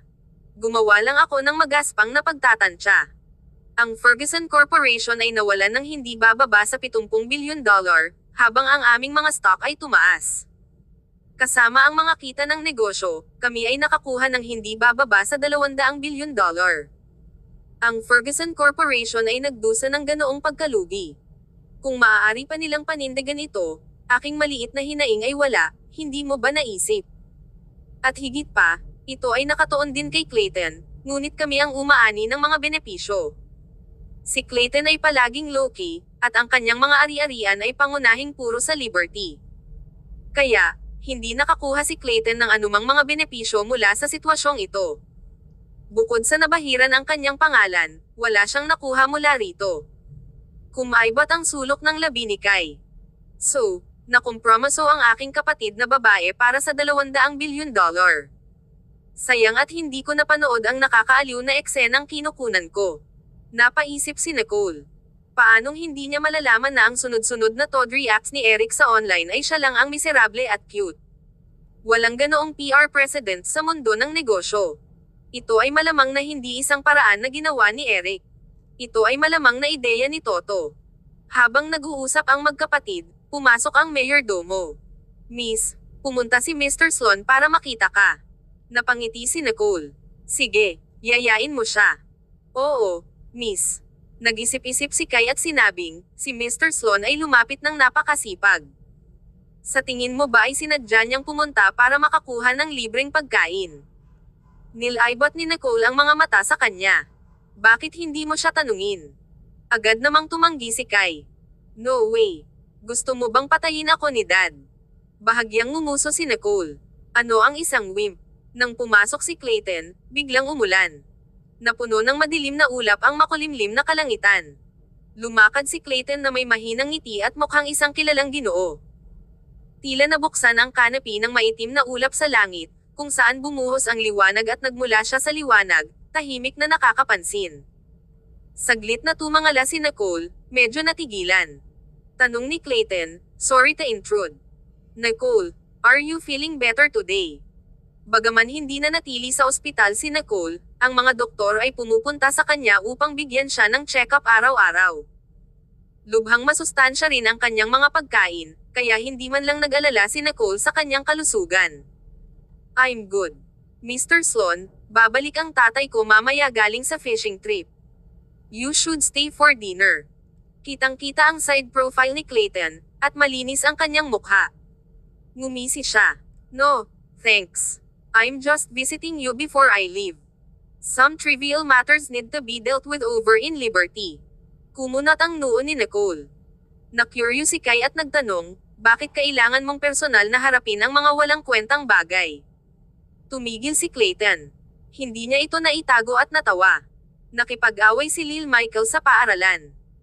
Hiniling sa kanya ng kanyang guro na tawagan ang kanyang mga magulang para pumunta, ngunit nakakita siya ng tatlong magkakaibang tao na gaganap bilang kanyang ama at nalaman. Kabanata 772. Talagang gusto kitang sakalin hanggang mamatay. Bahagyang natigilan sina Nicole at Kai. Ito ay parang isang bagay na kayang gawin ni Lil Michael. Napaawang ang labi ni Nicole. "Then you should hurry over. Lil Michael must be anxious. Is your flight tonight?" Tumanggo si Clayton at itinaas ang kamay para tingnan ang kanyang relo. "Oo, aalis na ako agad. If something happens, you must call me." Tumanggo si Nicole. Ilang salita pa ang sinabi ni Clayton at nagmamadaling umalis pagkatapos magpaalam. Ang komedya ni Ingrid ay walang anumang malaking epekto kay Clayton, kaya wala siyang pakialam sa tugon ng Ferguson Corporation. Hindi mahalaga sa kanya basta masaya si Nicole. Tinawagan ni Eric si Nicole, ngunit hindi pa rin ito sumasagot. Ang mga mensaheng ipinadala niya sa kanya ay parang mga batong lumulubog sa dagat. Ang kanyang hiwalay na saloobin ay sapat na upang ipaliwanag ang lahat. Pagkaraan ng ilang araw, sa wakas ay hindi na napigilan ni Eric, kaya tumakbo siya papunta sa Stanton Mansion. Dahil dito, tapat na sinabi ng mayordomo kay Eric, nagpunta si Miss Stanton sa Sun City. Talagang bumalik siya sa lugar na muntik na siyang mapatay. Labis na nadurog ang puso ni Eric. Agad na naging malungkot ang kanyang kalooban. Sa kotse, napatingin sa kanya si Toto. "Mr. Ferguson, sa tingin ko ay dapat kang huminahon. Si Miss Stanton ay hindi gustong makita ka ngayon." Nang marinig ito, mas lalo pang may suffocate si Eric. Madilim at malungkot ang kanyang mga mata. Hindi pa rin siya nagkusa na makita ako. Napaawang ang labi ni Toto. Ang kawalan ay nagpapalamang sa puso. Ang galit ni Miss Stanton ay hamupa rin sa bandang huli. Marahil ay gamaan ang kanyang pakiramdam kapag siya ay bumalik. Sinaman siya ng tingin ni Eric nang walang pakialam. Kung hindi dahil sa masamang ideya ni Toto, na si Toto noon ay nakagawa ng paraan para linisin ang gulo sa Public Relations Department, itinapon ni Eric ang nakakainis na mataba na ito sa Seine River para aipakin sa mga isda. Mayroon bang anumang paggalaw kasama si Old Master Ferguson? Naalala tuloy ni Toto na siya ngayon ay higit pa sa isang kakaibang trabaho, siya ay halos sapat na upang gawin ang trabaho ni Mitchell. Oo, sinabi ni Mitchell na sa panahong ito, madalas makipag-ugnayan si Old Master Ferguson sa iba pang mga kamag-anak ng pamilya Ferguson. Dahil hindi mo pinagbawalan ang mga tao na bisitahin siya, hindi ito pinigilan ng bodyguard. Nakaramdam ng gulo si Toto. Hindi niya inasahan na ang pakikibaka sa loob ng isang mayamang pamilya ay magiging napakakomplikado na kahit ang pinakamalapit na tao ay hindi mapagkakatiwalaan. Siguradong mahirap para kay Eric. Kalmadong kinuha ni Eric ang phone niya at sinilip ito, saka nagturo sa driver. "Punta tayo sa Sun City." Nang mabalitaan ni Toto na gustong pumunta ni Eric sa Sun City, alam niyang pupuntahan ni Eric si Nicole. Nakaramdam ng pag-aalala si Toto para kay Eric. "Mr. Ferguson, paano naman si Old Master Ferguson?" Si Old Master Ferguson ay nasa gitna ng mesensinang paghahanda upang mahuli si Eric, ngunit kumilos si Eric na parang walang mali. "Maganda ba iyon?" Walang pakialam sa tono ni Eric. "Hayaan mo na lang. Hayaan mo silang gawin lahat ng gusto nila. Gusto kong makita kung gaano na kaya si Old Master Ferguson ngayon. Ang Ferguson Corporation ay iba na sa dati. Naisip pa rin ba ni Old Master Ferguson na pareho pa rin ito ng 30 taon na ang nakalipas kung saan maaari niyang tawagan ang mga shot? Ito ay ganoon din. Hikayatin ni Eric ang mga taong ito na hindi tapat sa kanya at hulihin silang lahat sa isang iglap. Hindi nagdalawang isip ang driver na iikot ang sasakyan at tumungo sa Sun City. Si Nicole ay orihinal na hindi nilayo na personal na pumunta, ngunit ang proyekto sa Sun City ay nasa isang delikadong sitwasyon. Nagtipon ang mga reporter sa construction site. Kung nagkaroon ng kaunting sakuna, maa-abort ang proyekto. Bagamat si Jacob Cook ay napakahanda at mahusay na gumawa ng mga bagay, siya ay mas matanda at hindi makapag-isip. Nang malapit na sa kritikal na sandali, labis na kinabahan si Jacob kaya na-hospital siya. Nang malaman ni Nicole ang balitang ito, halos matawa siya sa sobrang inis. Ang Stanton Corporation ay namuhunan ng maraming pera sa proyektong ito, kaya hindi ito maaaring mabaygo ng ganoon lang. Hindi makasiguro si Nicole, kaya siya mismo ang lumapit. Hindi maganda ang kutis ni Jacob. Medyo nakakaawa ang itsura niya. Nang marinig ni Jacob ang balita ng pagdating ni Nicole sa Sun City, gusto niyang sumunod. Halos tapos na ang setup sa labas. Nakaupo si Nicole sa kotse, nakatingin kay Jacob Cook. May kaunting lamig ang tono niya. Gusto talaga kitang sakalin hanggang mamatay.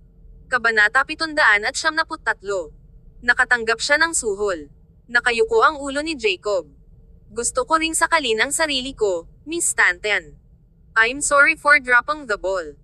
Umiwas ng tingin si Nicole at nakahinga ng maluwag. Kalimutan mo na. Pipili na lang ako ng mas malusog na project department director sa susunod. This time, inayos ang press conference sa gitna ng project site. Ang gusaling hindi natapos pagkatapos magpalat ng ilang kamay ay mayroon lamang kalahating nakatayong mga dingding. Matapos ang gayong site ay pinalamutian ng simple, ito ay mukhang ilang minimalist na estilong pang-industriya. Nagsimula na ang press conference. Nasa gitna ng grupo ng mga tauhan si Nicole kaya walang nakapansin sa presensya niya. Pumunta si Jacob Cook sa harapan at umupo. Nagsimula siyang magsalita tungkol sa proseso ng pag-unlad at mga prospect ng proyektong ito. Pagkatapos ng ilang pagliko, ang proyektong ito sa wakas ay nahulog sa mga kamay ng Stanton Corporation. Dahil ang proyektong ito ay kasangkot sa pangkalahatang plano sa pagpapaunlad ng Sun City, lahat ay nagbigay ng higit na atensyon dito. Tanong ng isa sa mga reporter. Mr. Cook, nabalitaan ko na nagpunta sa opisina ang matandang staff ng Zeco Company para gumawa ng gulo. May kinalaman ba ito sa proyektong ito? Pagkatapos ng pagkuha ng Stanton Corporation sa Zeco Company, pareho ba ang pagtrato sa mga matandang empleyadong iyon tulad ng dati? Unti-unting nakahinga si Jacob. Of course, it's not the same. Alam mo naman na halos 1 taon na sahod ng Zeco Company ang mga empleyado nila. After our acquisition, we filled in the deficit out of our own pockets. Kung kami lang, lahat sila ay magugutom. Nagtawanan ang lahat. Ang susunod na reporter ay nagtanong ng isa pang tanong. Ang mga nangungunang executive ng Zeco Company ay inaresto ng pulisya dahil sa mga krimen sa negosyo. Maaari ko bang itanong kung ang ebidensya ay ibinigay ng Stanton Corporation? Nahatulan ba sila? Sumagot si Jacob, halos 2 buwan nang nandito ang Stanton Corporation. Sa proseso ng aming pagkuha, makikipag-ugnayan kami sa Zeco Company at sa mga nauugnay na departamento kapag may nakita kaming mali. Tungkol sa kanilang mga krimen sa negosyo, mangyaring kumonsulta sa korte at sa opisina ng taga-usig. Sa ibaba ng stage, nakahinga ng maluwag si Nicole. Kapansin-pansin ang kay Jacob. Hindi niya nalaglag ang performance ball sa pagkakataong ito. Susunod, oras na para sa isang pangunahing tao na magpakita ang asawa ng mamamatay tao.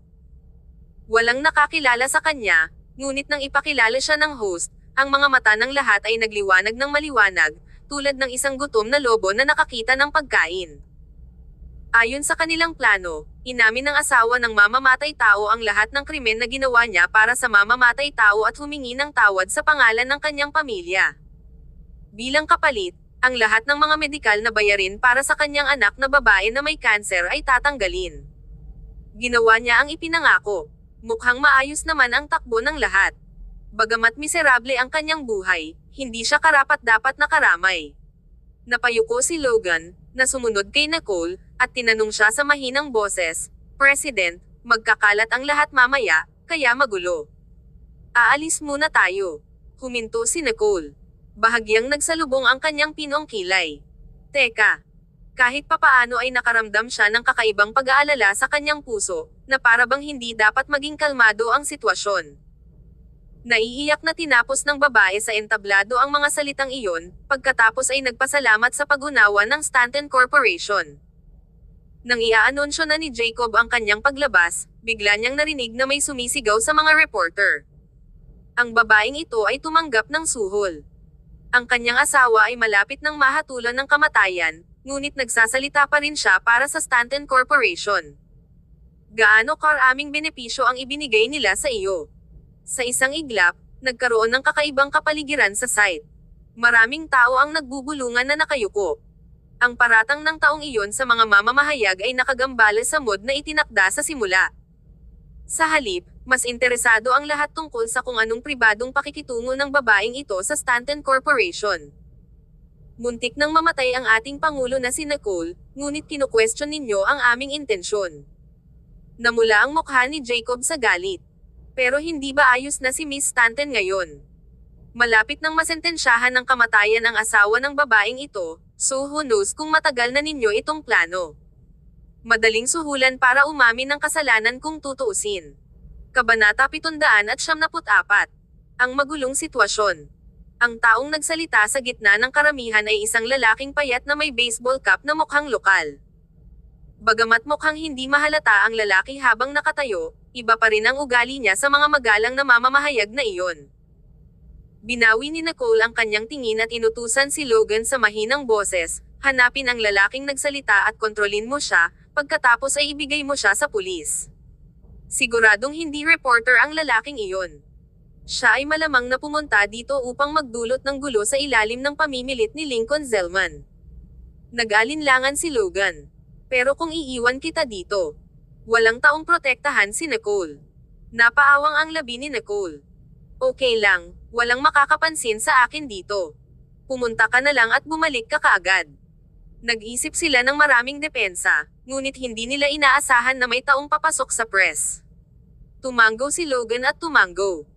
Pagkatapos ng lahat, sa ganitong kapaligiran, ang pagtawag sa isang tao ay makaakit ng pansin. "Tell US. Magkano ang sinisingil mo sa kanila para ibenta ang asawa mo?" Sumisigaw pa rin ang lalaki sa ibaba ng stage at pinupukaw ang emosyon ng lahat. Halatang hindi inaasahan ng babaeng nasa stage ang ganitong sitwasyon. Maaari lamang siyang umakyat sa entablado upang sabihin ang mga bagay na ito pagkatapos ng maraming tao ang pumunta sa kanyang pintuan upang suriin ang mga kalamangan at kahinaan. Kaya, ginawa niya ito para sa kapakanan ng kanyang anak at binaliwala ang kanyang sariling reputasyon. Nang tanungin ito ng babae sa harap ng napakaraming tao, bigla siyang nataranta. Wala pang isang minuto, naging matindi ang sitwasyon. Ang lalaking may baseball cap ay maaaring nakakuha ng partner in crime dahil may isang tao sa karamihan na talagang nag-echo sa kanyang mga salita. Hindi mapigilan ni Nicole na sumimangot. Siya subconsciously lumingon upang tumingin mabuti sa mga reporters. Sa sumunod na segundo, ang lalaking may baseball cap ay biglang naghagis ng isang bote ng mineral na tubig sa katawan ng babae, na nabasag sa kanya. "Nakipagsabuatan ka ba sa kanila para ayusin ang asawa mo? Bigyan mo kami ng paliwanag." Sa isang iglap, hindi mapigilan ang eksena. Nagkaroon ng kaguluhan. Bahagyang nagbago ang mukha ni Nicole. Magsasalita pa sana siya nang may narinig siyang sumigaw sa taas ng dibdib niya. "Nandyan si Nicole Stanton. Tanungin natin siya." Walang oras si Nicole para gumawa ng kahit ano. Isang bote ng mineral water ang biglang lumipad sa harapan niya.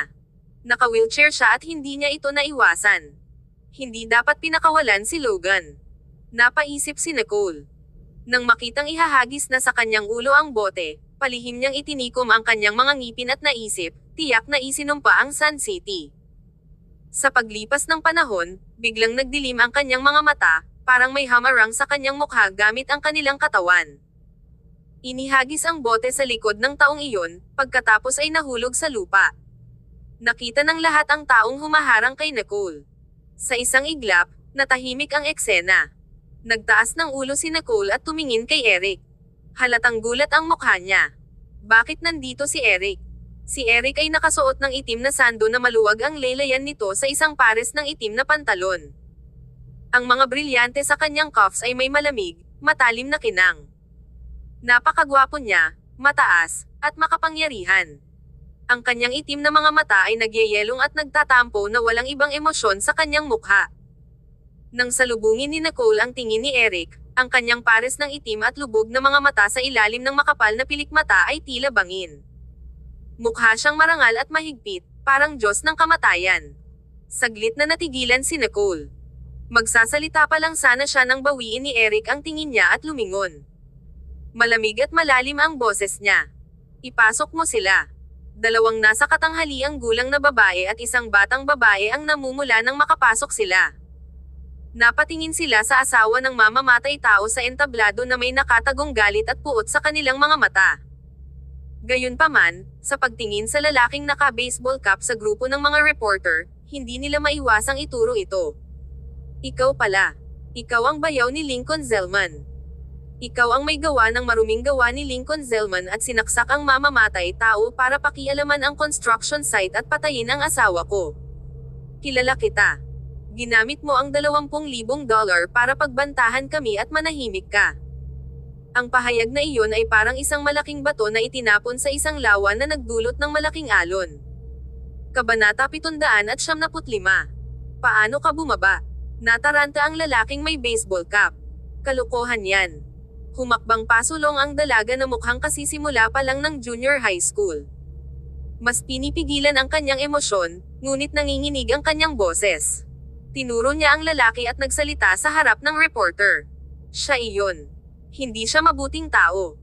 Para maantala ang proyekto, taon-taon niyang isinasakripisyo ang buhay ng tao at ikinakalat niya ito bilang isang aksidente. Dahil lang sa isang dayuhan ang aking ama na hindi pamilyar sa lugar na ito at walang kamag-anak dito, pinatay niya ang aking ama.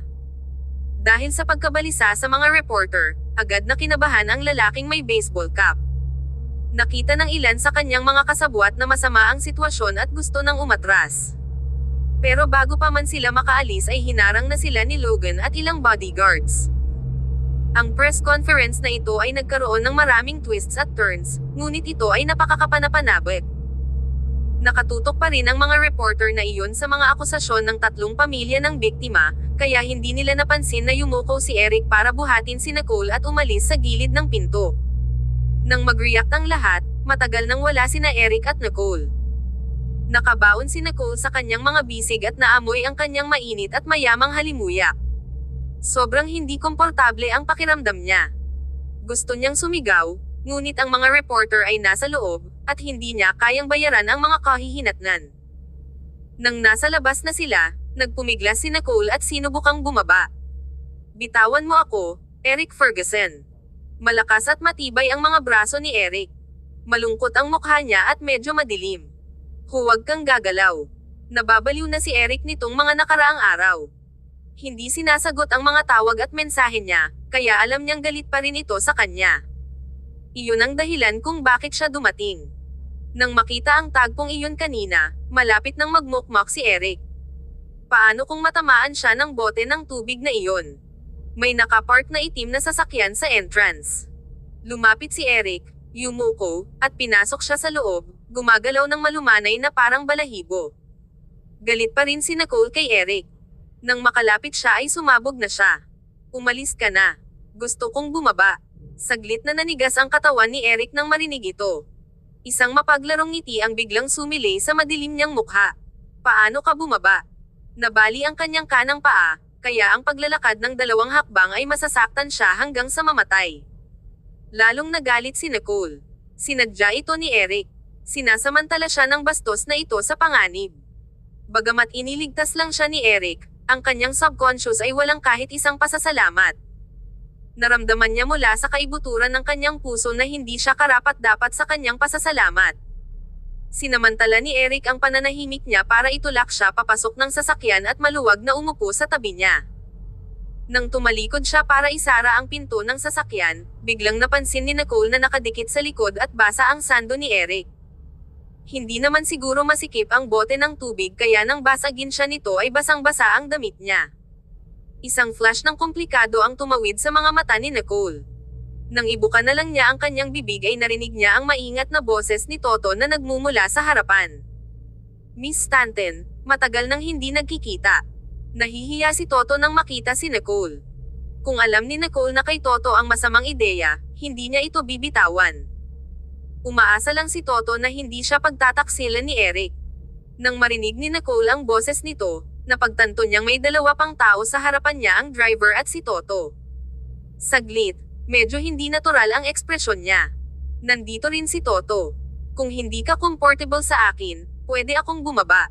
Ngumiti ng mapakla si Toto. Hindi niya akalain na gagamit si Eric ng ganoong kalupit na paraan para agawin si Nicole, at ang nakakapagtaka, hindi nabaliw si Nicole.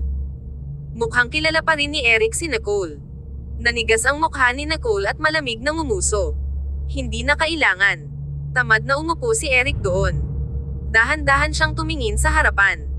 Mahina at malamig ang boses niya habang sinasabi, "Ano pa ang hinihintay mo? Magmaneho ka." Kabanata 776. Ikaw lang ang may bibig. Natigilan ang driver ng ilang sandali at nagmadali na sinimulan ang kotse. Ang kilay ni Nicole ay niniting na magkasama. Saan ka pupunta? Ang aking mga tao ay nasa loob pa rin. Gusto kong bumaba. Ang gwapo at patas na mukha ni Eric ay nagpakita ng isang pahiwatig ng pangungutya. Ang iyong mga tao. Kapag nasa panganib ka, hindi rin nakikita ang iyong mga tao. Hindi sila kasing ganda ng akin. Ang mga mata ni Nicole ay mahina ang flickered. Hinabol niya ang labi niya. Dinala mo ba ang 3 miyembro ng pamilya ng mga biktima dito? Bago sumagot si Eric, nakipag-usap si Toto kay Relish. Oo, Miss Stanton. Si Ginoong Ferguson ay tinatawag ang iyong pangalan sa lahat ng paraan. Ang orihinal na sinabi ni Toto ay mahusay na itinatag, ngunit mas maraming salita, kaya mas na off-topic ang nakuha nito. Hindi napansin ni Toto ang malamig at nakamamatay na titig ni Eric pati na rin si Nicole na lalong mapaglarong ngiti. Kailangang umubo si Eric upang matakpan ang walang humpay na pagmamataas ni Toto. Ikaw lang ang may bibig. Nanginginig si Toto. Tapos na. Masyadong akong nagsalita. Ngumiti siya ng awkwardly. Lahat ay mayroon ding isa. Kinurot ni Nicole ang labi niya. Isang pahiwatig ng kakulangan sa ginhawa ang tumawid sa kanyang mga mata. Maraming salamat pa rin. Si Eric ay nakakiling sa kanyang ulo upang tumingin sa kanya ng isang nakalaan na pag-uugali at ang kanyang cool at gwapo na mga tampok. Ang mga manipis na kanyang labi ay may isang vaguely na natanggal na ginaw. Ito ay tila lubos na mapagpanggap kay Nicole. Isang salita lang ng salamat. Sabi ni Eric. Ha? Siya ay talagang napaka-pretentious. Naisip ni Nicole. Hindi nagpanik si Nicole. May utang ka sa akin, kaya't ang isang salitang ito ng pasasalamat ay talagang mababaw. Sapat na, ang mukha ni Eric ay agad na nagbago. Bigla siyang nakaramdam ng hindi gaanong pagpapataw. Ito ay lahat ng kasalanan ni Ingrid. Inayos ni Eric ang kanyang pagupo sa pagupo at nagsalita ng may konsultasyon, kung gayon. Kahit na ngayon, okay. Ang kanyang tono ay mapagpakumbaba at kaibig-ibig. Nadama ni Toto ang puso para kay Eric. Hindi nagsalita si Nicole. Ang kanyang telepono ay kasama si Logan, kaya hindi rin siya makatawag ng telepono. Maaaring nabalisa si Logan nang malaman niya na nawala siya. Sa pag-iisip nito, kinurot ni Nicole ang kanyang kilay at inunat ang kanyang kamay. Ang kanyang maislan at magagandang daliri ay tulad ng isang gawa ng sining. Ipahiram mo sa akin ang iyong telepono para sa isang habang. Tumanggi si Eric. Hindi. Napaka-unyielding niya ngayon, ha? Naisip ni Nicole. Hindi ina-trust ni Nicole ang kanyang kamay. Ito ay nagyelo sa kalagitnaan ng hangin habang tinitigan siya ng mga malamig na mata. Matapos ang ilang segundo ng katahimikan, ang mukha ni Eric ay gumalaw ng bahagya. Bumantong hininga siya. Kung naisip ni Nicole na may magandang pakiramdam si Eric na makompromiso, inilagay niya ang kanyang malaking kamay sa kanya. Nang makita ni Toto ang eksenang ito mula sa rearview mirror, ang kanyang mukha ay bahagyang natwit. Si Ginoong Ferguson ay may ilang mga kasanayan. Ang kapaligiran sa loob ng kotse ay naging walang tigil sa ilang sandali. Sinubukan ni Nicole na bawiin ang kanyang kamay, ngunit agad itong hinawakan ni Eric. Sobrang makapal siya, naisip ni Nicole. Ang mga daliri ni Eric ay mahaba at payat na may mahusay na tinukoy na mga linya at isang nasusunog na temperatura. Hinawakan niya ang kanyang bahagyang cool na kamay at nag-atubiling pinakawalan ito. Nakasuot pa rin siya ng solong sa kanyang daliri ng singsing na sumabog ng isang malamig na ilaw. Ang uri ng damdamin na pinigilan sa ilalim ng kanyang puso ay biglang nagsimulang ibuhos sa sandaling iyon. Ang kanyang matalim na itim na mata ay tumingin ng diretso kay Nicole habang sinabi niya, paumanhin. Ang kanyang tinig ay mababa at raspy. Marami siyang nais niyang sabihin, ngunit sila ay nagmorph sa mga simpleng salita. Malinaw, hindi nais ni Eric na saktan si Nicole. Nais niyang protektahan siya ng buong lakas, ngunit ginamit siya ng isang tao upang saktan siya. Ang ganitong uri ng belated na pagkakasala ay mas mahirap na madala kaysa sa isang taong sumasakit sa kanya. Iyon ang dahilan kung bakit hindi niya hinayaan ang kagawaran ng PR na kumilos sa unang lugar. Kailangan niyang hayaan si Nicole na may palabas ang kanyang galit. Kabanata 777. Maaaring gumanti laban sa akin. Si Nicole ay nahok ng mayaman at malalim na pagmamahal sa mga mata ni Eric at natigilan sandali. Kaagad pagkatapos, ipinagpatuloy niya ang kanyang hitsura. Malakas niyang iginuhit ang kanyang kamay, iginuhit ang isang tissue mula sa kahon ng tissue sa gilid, at pinunasan ang kanyang mga daliri ng dahan-dahan. Bumagsak ang itim na mata ni Eric. Bumagsak ang kanyang mga eyelashes. Ang mga hubog na anino ay sumaklaw sa pagkawala sa loob ng kanyang mga mata. Eric Ferguson, hindi lahat ay maaaring malutas ng isang paghingi ng tawad. Pag-isipan mo ito, dahil nagkita tayo hanggang ngayon, ilang beses kang humingi ng tawad sa akin. Ang mga salita ni Nicole ay tulad ng isang kutsilyo na sinaksak sa puso ni Eric. Ang kanyang katawan ay mabangis na tumigas, at ang kanyang mukha ay panahunan at hindi kasiya siya. Hindi niya alam kung ano ang sasabihin upang bigyang katwiran ang kanyang sarili. Sa kanyang puso, si Eric ay naghahatid ng isang pangungusap sa buhay. Anong mga kwalifikasyon ang kailangan niyang makipag-ayos sa kanya sa pantay na termino? Ang kapaligiran sa kotse ay nakalaan ng ilang sandali. Sa harap, talagang hindi ito mapigilan ni Toto. Para sa kaligayahan ni Eric, inamin ni Toto ang kanyang kasalanan. Miss Stanton, sa totoo. Hinawakan ni Toto ang kanyang ngipin. Sa totoo lang, ang online na pag-atake kay Ginoong Sloan ay ginawa ko. Malamig ang mga mata ni Nicole habang nakatingin siya. Ang kanyang mukha ay wala sa lahat ng init.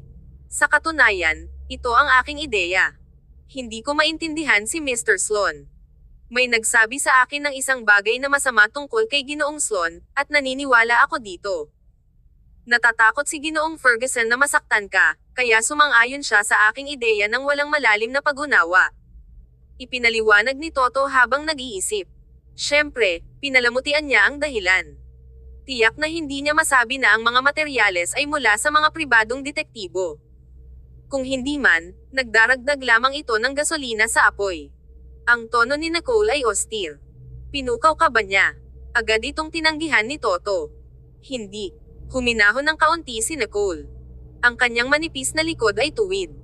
Malinaw ang kanyang mga mata, at ang kanyang mga labi ay maliwanag. Mukha siyang malamig at hiwalay. Mr. Ferguson, marami kang dumi kaysa kay Clayton Sloan, ngunit hindi ginamit ni Clayton ang mga bastos na paraan o paghuhukay ng kanyang dumi. Batay lamang sa puntong ito, ang sobrang lantad ni Clayton ay hindi kaysa sa iyo. Si Nicole ay pinaglaruan si Eric ng hindi direkta. Ang mukha ni Toto ay glum at napahiya. Siya ang tao ni Eric, kaya natural, si Toto ay makakasama sa kanyang boss. Ang mga salita ni Nicole ay napakamakatwiran, ngunit mahirap pakinggan. Ang mga itim na mata ni Eric ay kalmado at tahimik na parang ang panandaliang alon ng emosyon kanina ay hindi nangyari. Tumalikod siya sa gilid at tumingin ng diretso kay Nicole. Ang kanyang madilim na mata ay mabagsik. Ang kanyang mahahabang mga binti ay tumagal ng matagal sa puwang, at hindi niya sinasadya na paatras. Gayunpaman, malakas at walang alinlangan na kinuha niya ang kanyang kamay na siya ay umatras at hinaplos ang kanyang kamay sa kanyang, lihim na nagpoprotesta. Ang kanyang tinig ay lubos na malalim na may isang hindi maipaliwanag na kalupitan. Maaari mong dalhin ito sa akin o gumanti laban sa akin. Maaari mong gawin ang nais mo, ngunit huwag banggitin si Clayton Sloan. Karapat-dapat siya. Maswerte siya na hindi ko siya pinatay. Ang kanyang tono ay nagdala ng isang likas na paniniil at lamig. Tuwing nabanggit ang pangalan ni Clayton, nadama ni Eric ang paghihimok na pumatay. Nais ni Eric na yumuko kay Clayton at aminin ang kanyang mga pagkakamali ay isang panaginip lamang. Si Eric ay yumuko lamang sa isang tao, at iyon si Nicole. Pagkatapos nito, lumingon si Eric, tumawid sa kanyang mahabang mga binti, at tamad na nakasandal sa upuan ng sasakyan, pagkatapos ay tahimik na ipinikit ang kanyang mga mata. Ang kanyang kamay na hawak ang macelan at malambot na kamay ni Nicole ay hindi pinakawalan. Si Nicole ay nagpupumilit na matanggal. Galit na galit siya sa kanyang mga salita na hindi siya makapagsalita. Ang bastos na ito ay sobrang makapal ang balat upang sabihin ang mga walang kamali-mali na mga salita. Ang sasakyan ay bumibilis at mukhang pupunta ito sa highway. Medyo nababahala si Nicole. Kabanata 778. Tinawag ang maling pangalan. Ayaw talagang makipag-usap ni Nicole kay Eric Ferguson. Nanlaki ang mata niya at sinalubong ang tingin ni Toto na nakasilip sa likod. Bago pa mailipat ni Toto ang tingin ay nagsalita na si Nicole. Toto, pahiram ng phone mo at ililibre kita this time. Sa huli, si Clayton lang ang pinupuntirya ni Toto, hindi siya. Nakaganti na si Nicole at naghiganti sa sarili. Bagamat iniligtas ni Clayton ang kanyang buhay, hindi siya tatalikuran laban sa Ferguson Corporation para sa kanya dahil nasa likod niya ang Stanton Corporation. Nag-alinlangan si Toto na iabot ang kanyang telepono. Binalaan siya ni Eric mula sa likuran. Maaari mong subukang ibigay ito. Galit na galit si Nicole. Eric Ferguson, sa tingin mo ba hindi nila alam na kinuha mo ako?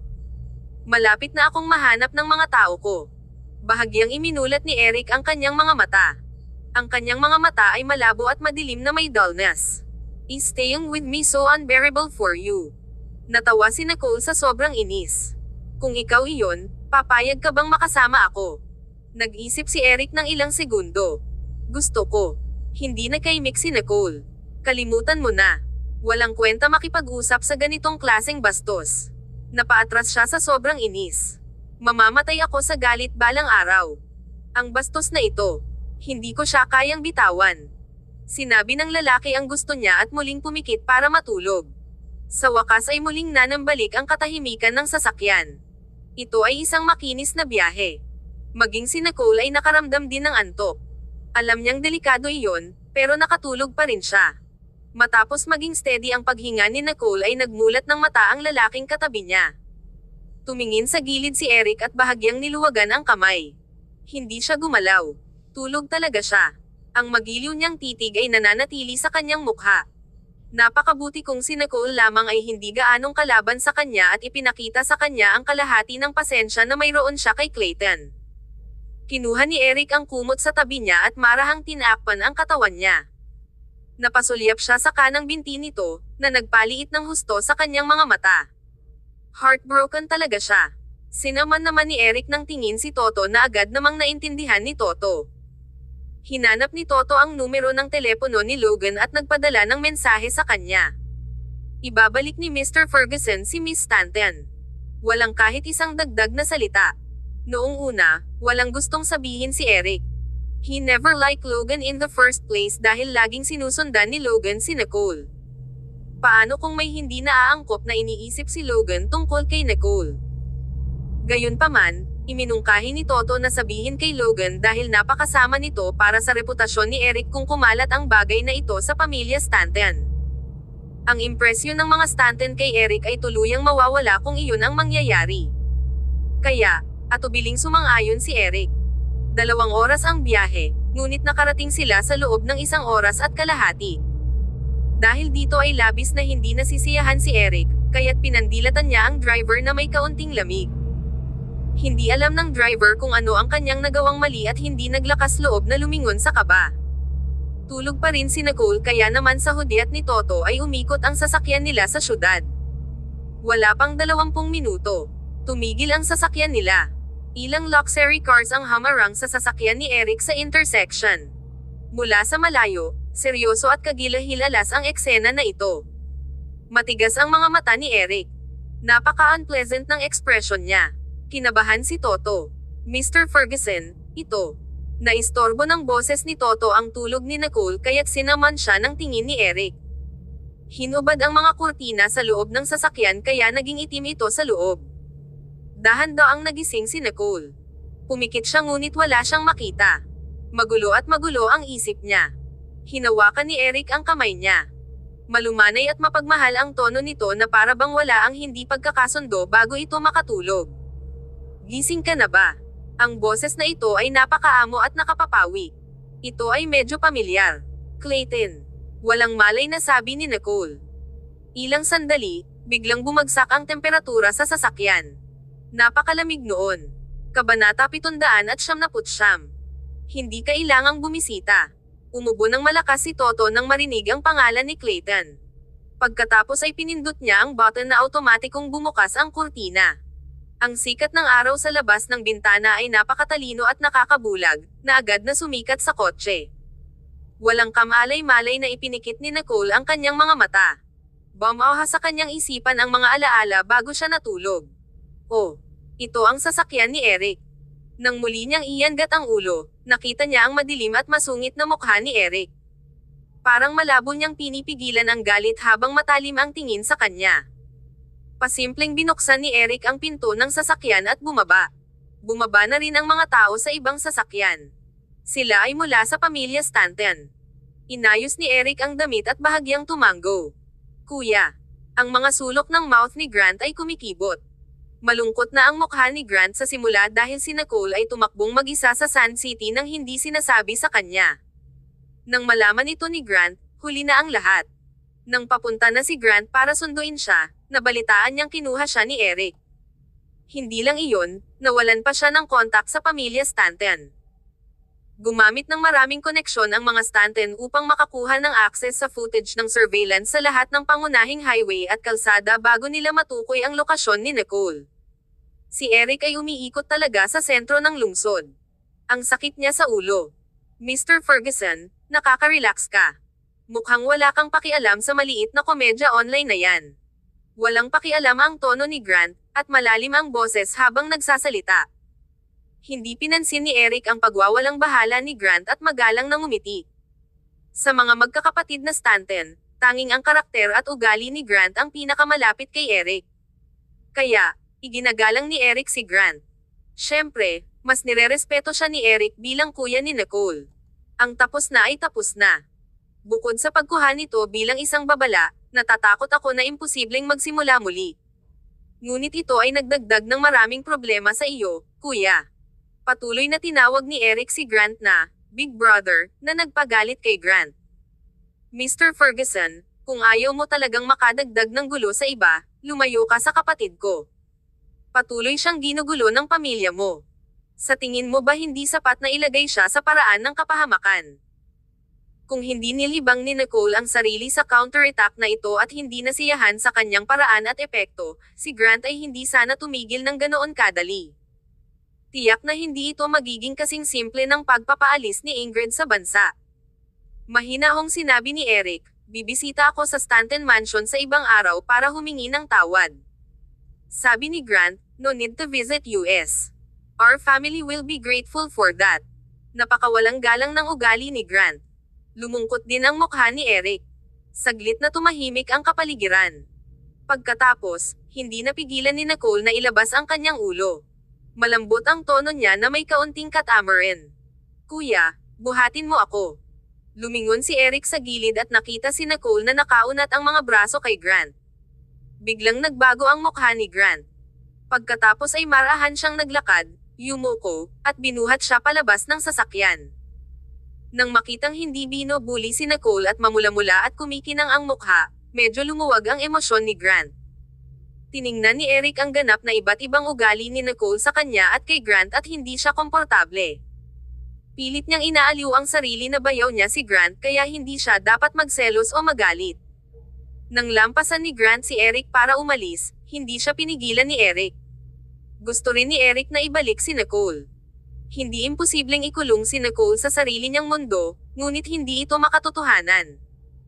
Umaasa si Eric na balang araw, makakatabi niya si Nicole sa marangal na paraan at mamahalin at pahahalagahan nila ang isa't isa. Sa ganoong paraan, magtatagal ang kanilang relasyon. Nasa kanya na siya noon, at gusto niyang bumalik siya. Nicole.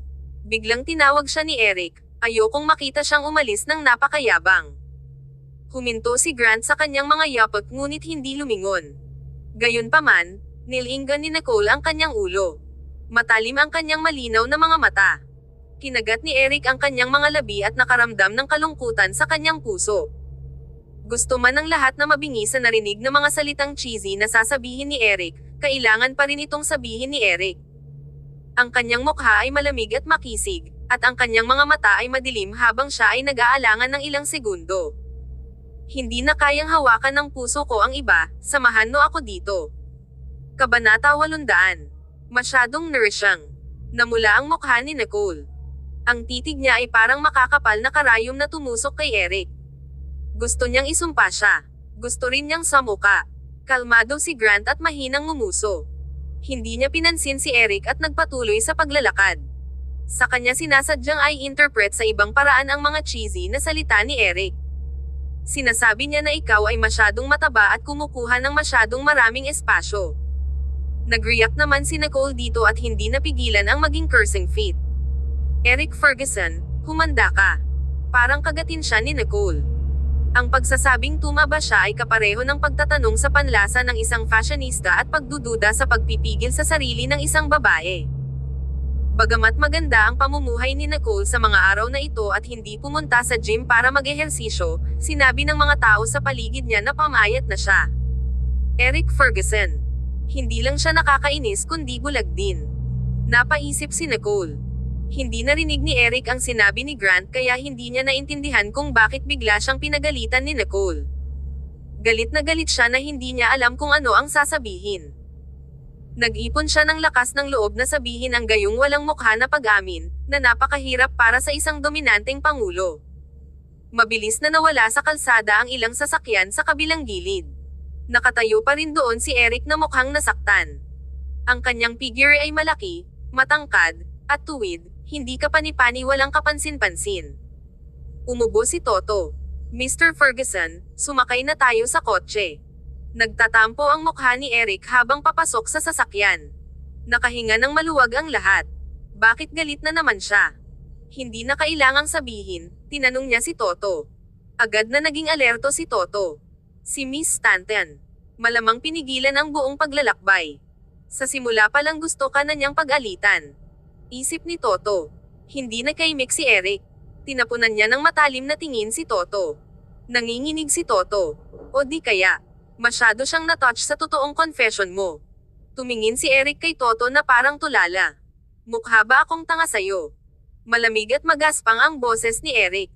Nawala si Toto sa ilang segundo. Hindi ka madalas magsalita ng mga ganoong kat-emas na salita, kaya't si Miss Stanton ay hindi maka-adapt dito ng ilang sandali. Kailangan mong ipakita sa kanya ang iyong pagmamahal ng higit pa at mas matamis na makipag-usap sa kanya upang siya ay umangkop dito. Sa bagay na ito, hindi natin hahayaan ang mapagkunwari na si Clayton Sloan na magnakaw ng palabas. Mukhang magaling si Clayton sa pagbigkas ng mag-agarang at magagandang salita. Siguradong dehado si Eric pagdating sa matatamis na salita. Natahimik ang loob ng sasakyan. Pumikit si Eric para mag-isip. Nakahinga ng maluwag si Toto. Mukhang naniwala si Eric sa sinabi niya. Bumalik sila sa Ferguson Corporation, at dumiretso si Eric sa kanyang opisina. Pinigilan ni Mitchell si Toto. Toto, these days, may mga taong nagtatanong tungkol sa PR strategy ng company namin. Last time, kalahati ng credit ay sa iyo. Hindi mo ipagtaksilan si Mr. Ferguson at tumalon sa barko, di ba? Sagana sa industriya ang mga ganitong bagay. Ang mga relasyon sa publiko ay partikular na mahalaga dahil maaari nitong gawing buhay ang isang bagay at maaari ring pumatay ng mga buhay. Kung alam ng lahat ng tao sa industriya ang tungkol kay Toto, natakot si Mitchell na lahat sila ay mag-aagawan para i-poach siya. Si Mitchell, bilang pangunahing sekretarya ni Eric, ay may responsibilidad na bigyang pansin ang intensyon ng lahat para kay Eric. Kapag may umalis, si Mitchell ay kailangang humanap ng kapalit sa oras upang mabawasan ang mga pagkalugi. Napabuntong hininga si Toto. Masikip kami ni Mr. Ferguson. Walang makakapagpapalit sa nararamdaman namin. Ang tiwala sa akin ni Mr. Ferguson ay nalampasan ang relasyon ng superior sa isang subordinate, kaya paano ako makakatalon? Hindi pa rin bukas ang matchmaking agency ni Toto. Sa halip na magtrabaho sa ibang tao, mas pinili ni Toto na maging sariling amo. After a pause, Toto looked solemn and muttered, kahit para sa pera, hindi ko rin gagawin. Sino ang maaaring maging mas mapagbigay kaysa kay Eric Ferguson? Nanatili si Toto sa tabi ni Eric. Ang mga gustong mag-poach kay Toto ay ang mga nagdila sa bote ni Eric. Sa kasalukuyan, kailangan lang makinig ni Toto sa utos ng isang tao at higit sa lahat. Medyo na-addict si Toto sa pwesto sa tabi ni Eric. Isang pakiramdam ng kadakilaan ang nangyari.